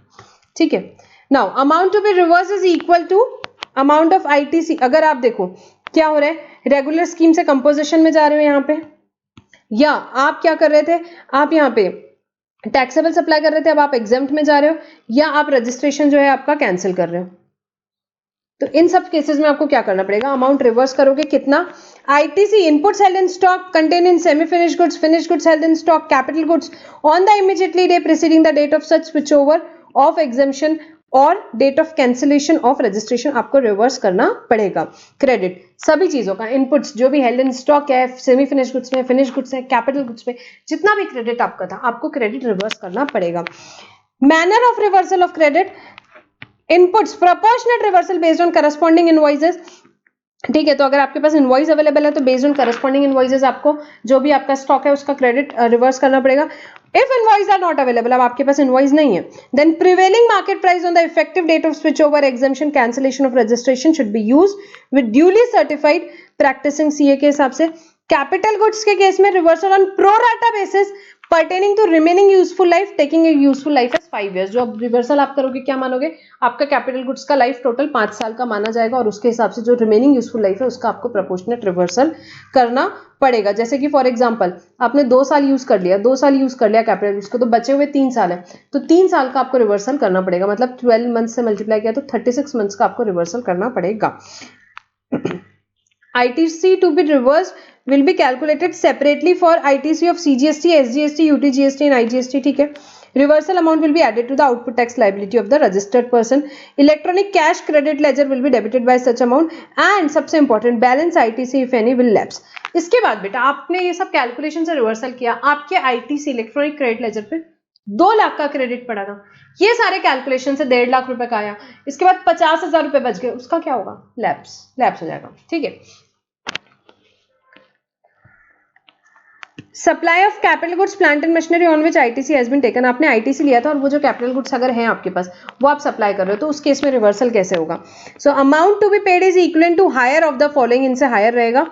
ठीक है, जो कैपिटल गुड्स मैंने लिए हैं या प्लांट एंड मशीनरी लिया है जिसमें मैंने आईटीसी लिया था और वो मैं सप्लाई कर रही हूँ, किसी को दे रही हूँ, तो उस केस में क्या होगा? सो उस केस में जो मैंने आईटीसी लिया था कैपिटल गुड्स पे या प्लांट एंड मशीनरी पे, लेस 5% पर quarter from the rate of invoice और tax on transaction value whichever is higher, यहाँ पे आपको रिवर्स करना पड़ेगा। If the amount 1 exceeds 2 then reversal amount will be added to output tax liability separate ITC. ठीक है, अब ये इंपॉर्टेंट है, tax may be paid on transaction value when refractory bricks moulds jigs dies fixture are supplied as scrap. तो इस case में आपको ये आईटीसी माइनस 5% की जरूरत नहीं है, आप डायरेक्टली ट्रांजैक्शन वैल्यू पे भी कर सकते हो। तो ये चारों सिनेरियोज में बेटा क्या करना है, आपको आईटीसी रिवर्स करना है, आईटीसी रिवर्स करना है। कैसे कैलकुलेट करना है वो हमने यहाँ पे देखा। ठीक है, कैसे कैलकुलेट करना है हमको यहाँ पे देखा, तो इस पे मोस्टली एग्जाम में देखो आपको यहाँ पे ये आना चाहिए, प्रैक्टिकल क्वेश्चंस आने के पूरे चांसेस बनते हैं। Transfer of unutilised ITC on account of change in constitution of the registered person, very simple, आप ये यहाँ पे पढ़ सकते हो कि अगर जो रजिस्टर्ड पर्सन है वो मर्जर सेल डीमर्जर हो रहा है तो उस आईटीसी का क्या होगा। चलो 1 मिनट लगेगा, पढ़ ही लेते हैं। In case of sale merger amalgamation lease transfer, जो भी अनयूटिलाइज्ड आईटीसी ट्रांसफर के बुक्स में बचा है can be transferred to new entity if there is a specific provision for transfer of liability। तो आपकी liability के specific provision के साथ में आप वो क्या कर सकते हो, आपका ITC जो है वो भी आप ट्रांसफर कर सकते हो। In case of demerger, ITC will be apportioned in the ratio of what? Value of assets। 2 companies का demerger हो रहा है तो ITC जो बचा है वो किसके पास जाएगा? तो value of assets के बेसिस पे दोनों के पास जाएगा। Of the new unit as per demerger scheme, the value of asset means the entire assets of the business whether or not ITC has been availed। तो ये जो proportion निकालना है वो कैसे निकालना है, आपको निकालना है टोटल एसेट्स का वैल्यू। ऐसा नहीं देखना है कि कौन से एसेट्स लेना है जिस पे आईटीसी लिया, नहीं ऐसा कुछ नहीं, टोटल एसेट्स की बात है। ठीक है, it has been clarified that transfer or change in ownership of business will include transfer or change of ownership of business due to death, और उस पे भी ये प्रोविजंस लगेंगे। नेक्स्ट बेटा यहाँ पे ना सीबीआईसी का क्लैरिफिकेशन आया इसी इशू पे, इसी से regarding clarification regarding apportionment of ITC in case of business reorganization. Business reorganization का केस है भाई, तो यहाँ पे जो वैल्यू ऑफ एसेट्स है और आईटीसी का बैलेंस है उससे रिलेटेड क्लैरिफिकेशन आया। ठीक है, तो जो वैल्यू ऑफ एसेट बेटा जो लेना है वो क्या लेना है, स्टेट लेवल पे लेना है, स्टेट लेवल पे लेना है, ऑल इंडिया लेवल पे नहीं लेना है। So the value of assets of the new units is to be taken at the state level, at the level of distinct person and not at all India level, and not at बेटा what, all India level पे नहीं लेना है। Ratio of value of asset shall be applied to total amount of unutilised ITC of the transferor. जो ratio of value of asset रहेगा बेटा, जो हमारा ratio of value of asset है उसको किस पे अप्लाई करेंगे हम, अब on the unutilised amount of ITC of transferor, पूरा sum CGST, SGST, UTGST, IGST total करेंगे, नॉट इंडिविजुअली, सेपरेटली नहीं अप्लाई करना है। आईटीसी का टोटल कर लिया, उस पे करोगे क्या आप, ratio of value of asset, ratio of value of asset आप अप्लाई करोगे स्टेट लेवल पे, हर एक स्टेट ने कितना कितना उसके पास जो जितना टोटल था उसमें से कितना ट्रांसफर किया, वो उस स्टेट का वैल्यू ऑफ एसेट आ गया, उसको आप अप्लाई करोगे आईटीसी, टोटल आईटीसी पे। The total of amount of ITC to be transferred, वापस से पढ़ती ऊपर वाला point, the ratio of value of asset shall be applied to on what बेटा, total amount of ITC of transfer, that is the sum of all GST। this formula need not be applied separately in each head, ठीक है।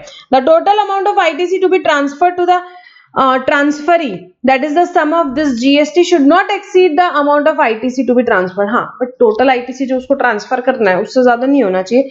however transferer shall be at liberty to determine the amount transferred under each head। Transferor decide करेगा कि उसको हर एक head में कितना करना है, जीएसटी टोटल कितना करना है वो इस फॉर्मूले से निकलेगा।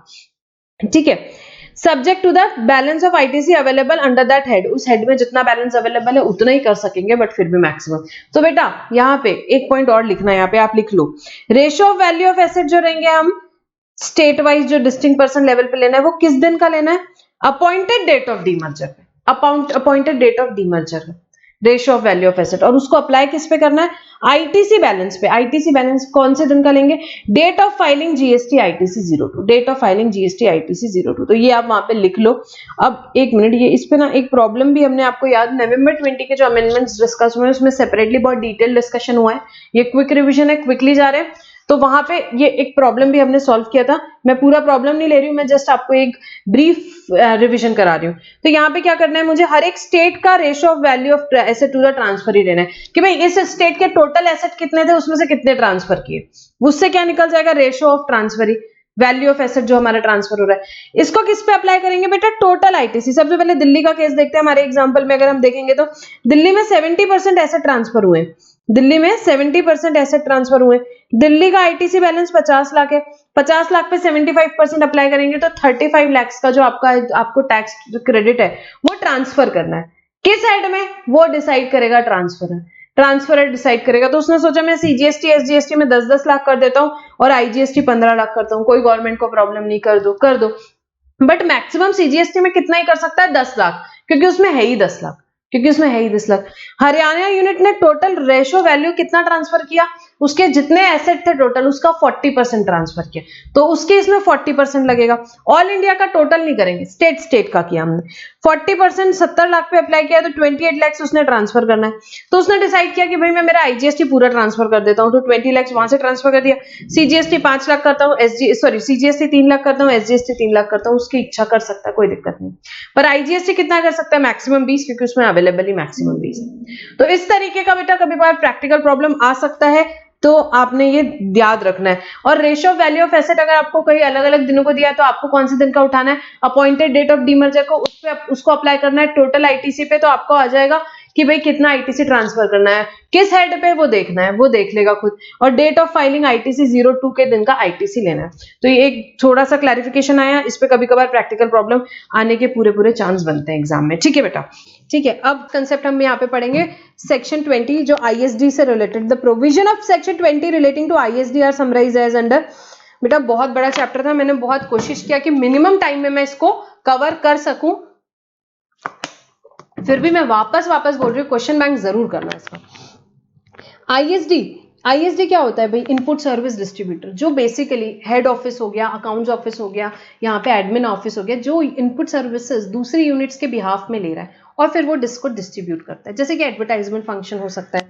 सो ISD is basically an office meant to receive tax invoice towards receipt of input service and distribute the credit of taxes paid on such input service to supplier units having same pan proportionately. An ISD is required to obtain separate registration even though it may be separately registered. ठीक है, तो ISD को separate registration लेना पड़ेगा, अगर even if वो separately registered है तो भी लेना पड़ता है। ठीक है, सेक्शन 24 में हमने पढ़ा था।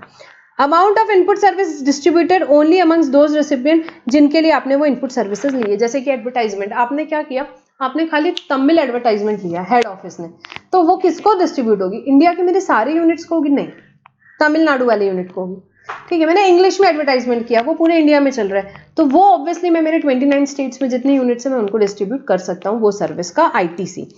The ITC is distributed amongst the operational units only and in the ratio of turnover in the state or union territory of the recipient during the relevant period to the aggregate turnover of all recipient during the relevant period to whom the input service is being distributed.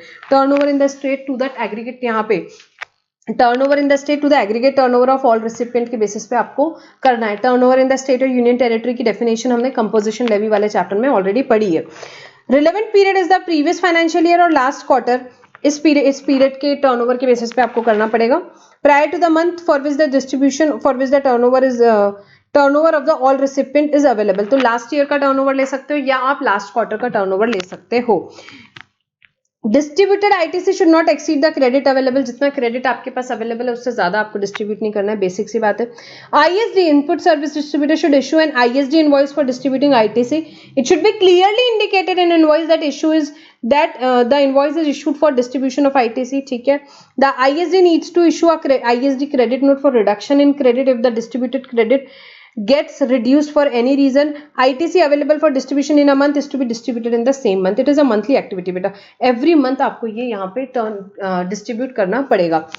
Details of distribution of credit and all ISD invoice should be furnished by ISD in monthly GSTR 6 within 13 days. ठीक है, ये तो If the ISD has distributed excess credit to recipient, the excess will be recovered from the recipient with interest as if it is not it was not tax paid. For the purpose of this section, turnover in relation to any registered person engaged in supply of taxable goods as well as the goods which are not taxable under this act, the value of turnover should be reduced by. तो यहाँ पे turnover में आपको क्या क्या include नहीं करना है, तो बेटा इसमें एक छोटा सा अमेंडमेंट है. पहले excise duty, state excise duty, central excise duty, VAT को ही यहाँ पे एक्सक्लूड करना था. आपको सीएसटी को भी अभी एक्सक्लूड करना है. तो ठीक है, अब यहाँ पे देखेंगे. ठीक है, तो ये आईएसडी का हमने यहाँ पे डिस्कशन किया. तो आपका आईजीएसटी का क्रेडिट है, अब मैं सर्विस लिए उसको कैसे डिस्ट्रीब्यूट करोगे, एज आप आईजीएसटी आगे डिस्ट्रीब्यूट कर सकते हो. सीजीएसटी एसजीएसटी का है, सेम स्टेट में रिसिपिएंट और आईएसडी दोनों है, तो इसको आप सेम स्टेट में, महाराष्ट्र में ही है मेरा क्या बोलते हैं एचओबी, मतलब आईएसडी वाला यूनिट भी नॉर्मल यूनिट भी, तो मैं उसको सीजीएसटी एसजीएसटी जैसे डिस्ट्रीब्यूट कर सकती हूँ. पर अगर डिफरेंट यूनिट में है तो सामने वाले को काम नहीं आएगा, तो उसे एज अ आईजीएसटी डिस्ट्रीब्यूट करना चाहिए, एज अ आईजीएसटी डिस्ट्रीब्यूट करना चाहिए. चलो next, restriction on availment of ITC in respect of invoice debited not uploaded by supplier in GSTR 1. New sub rule 4 inserted in rule number 36. तो बेटा rule 36 हमने पढ़ा भी था, पहले भी पढ़ा था. सबसे पहले सेक्शन 16 क्या बोलता है. सेक्शन 16 क्या ये नहीं बोलता कि भाई आपके पास you must be in possession of tax invoice और other tax paying document as may be prescribe. Yes sir, rule 36 बताता है कि भाई क्या डॉक्यूमेंट्स और कंडीशन होने चाहिए आपके, तो उसमें बहुत सारे डॉक्यूमेंट्स दिए हैं जिसके बेसिस पे आप आईटीसी ले सकते हो.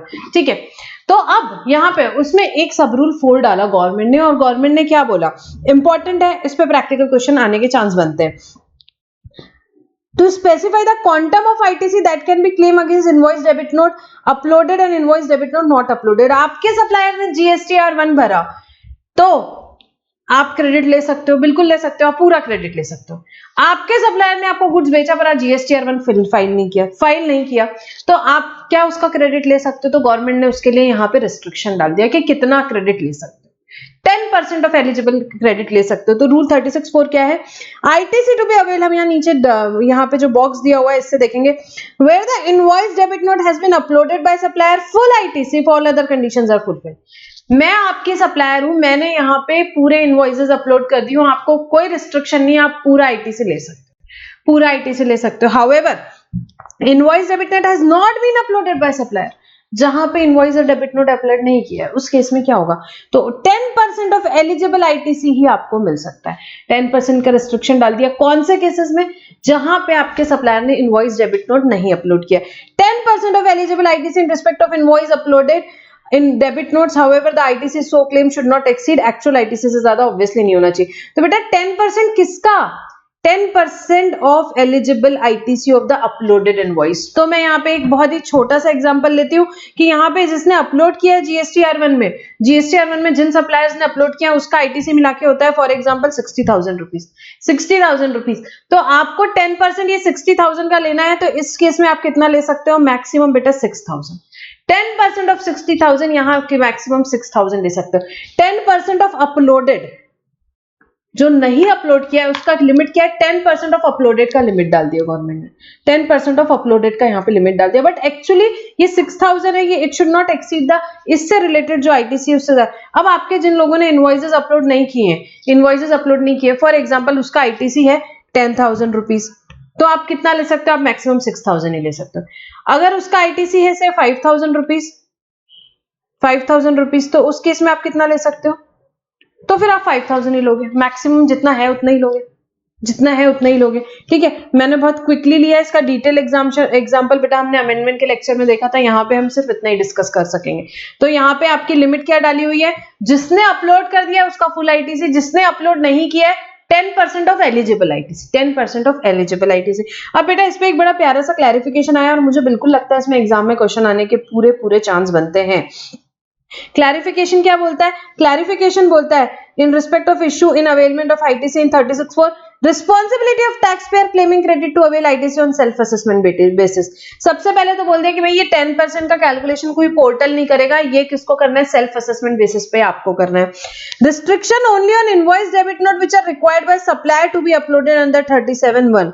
Therefore taxpayer may avail full ITC in respect of IGST paid on import, document issued under RCM, credit receive from ISD which are outside 37(1). ये रिस्ट्रिक्शन सिर्फ 37(1) वाले आउटवर्ड सप्लाई के लिए यहाँ पे जो है उससे रिलेटेड है। ये रिस्ट्रिक्शन खाली 37(1) से रिलेटेड है। ये रिस्ट्रिक्शन कहीं से कहीं तक कि आप पूरा क्रेडिट, ये 10% वाला रिस्ट्रिक्शन किस पे अप्लाई नहीं करता, अदर चीजों में नहीं करता, जैसे कि आईजीएसटी पेड ऑन इंपोर्ट का पूरा क्रेडिट मिलेगा, आईआरसीएम का पूरा क्रेडिट मिलेगा, आईएसडी से जो रिसीव हुआ है उसका पूरा क्रेडिट मिलेगा। वेरी इंपॉर्टेंट बेटा, कैलकुलेशन एग्जाम में आए तो आपको ध्यान रखना है 10% का रिस्ट्रिक्शन आपको किस पे लगाना है। So the ITC under Rule 36(4) shall be calculated on total eligible ITC from all supplier against all supplier whose details has been uploaded by supplier. ये बेटा supplier wise restriction नहीं है, supplier wise restriction नहीं है, total ITC from all supplier, total ITC from all supplier against all supplier जो upload हुआ है उसका 10% लेंगे सीधे सीधे। The calculation would be based only on those invoices on which ITC is available and therefore invoices in which ITC is not available से section 17(5) would not be considered for calculation of 10% of eligible ITC. भाई 10% किसका लेना है? Eligible ITC का, जिसका आपको ITC otherwise eligible नहीं है, जिसका एलिजिबल ही नहीं है, जैसे ब्लॉक क्रेडिट नहीं, उसको लेना ही नहीं है, उसका 10% उसको तो लेना ही नहीं है, उसका लेना ही नहीं, 10% ऑफ एलिजिबल आईटीसी लेना है। The amount of ITC in respect of invoice debited whose details have not been uploaded shall not exceed 10% of eligible ITC in respect of invoice which have been uploaded under 37(1). किस date का बेटा? As on the due date of form GSTR1, as on the due date of filing GSTR1 के जो due date है वो date का लिया जाएगा, वो डेट का लिया जाएगा। कौन सी डेट का आपको लेना है? The same can be ascertained by 2A showing ITC as on the due date of filing GSTR1। तो आपको वो कहां से मिलेगा? आपके 2A से मिल जाएगा। तो जो यहाँ पे ITC in respect of invoice details have not been uploaded shall not exceed 10% of which ITC बेटा? The eligible ITC in respect of which has been uploaded, और वो कौन से उनका लेना है? Due date of filing GSTR1 आपको 2A से मिल जाएगा। तो बेटा ये एक क्लैरिफिकेशन सर्कुलर आया है जो कि इंपॉर्टेंट है। यहाँ पे इससे रिलेटेड आपको क्या आ सकते हैं? प्रैक्टिकल प्रॉब्लम आ सकते हैं, क्योंकि इसमें बहुत सारी चीजें एडजस्टमेंट्स पॉसिबल है। ठीक है, तो ये यहाँ पे हमारा क्लैरिफिकेशन कंप्लीट होता है। सो बेटा this was a discussion regarding very important chapter. हमने बहुत मिनिमम टाइम में ये अपना डिस्कशन कंप्लीट किया इस चैप्टर का। एक बार इसका क्वेश्चन बैंक कर लीजिए, तो यहाँ पे ये हमारे चैप्टर का डिस्कशन कंप्लीट होता है इनपुट टैक्स क्रेडिट का। So friends, will stop our discussion over here. Thank you for now.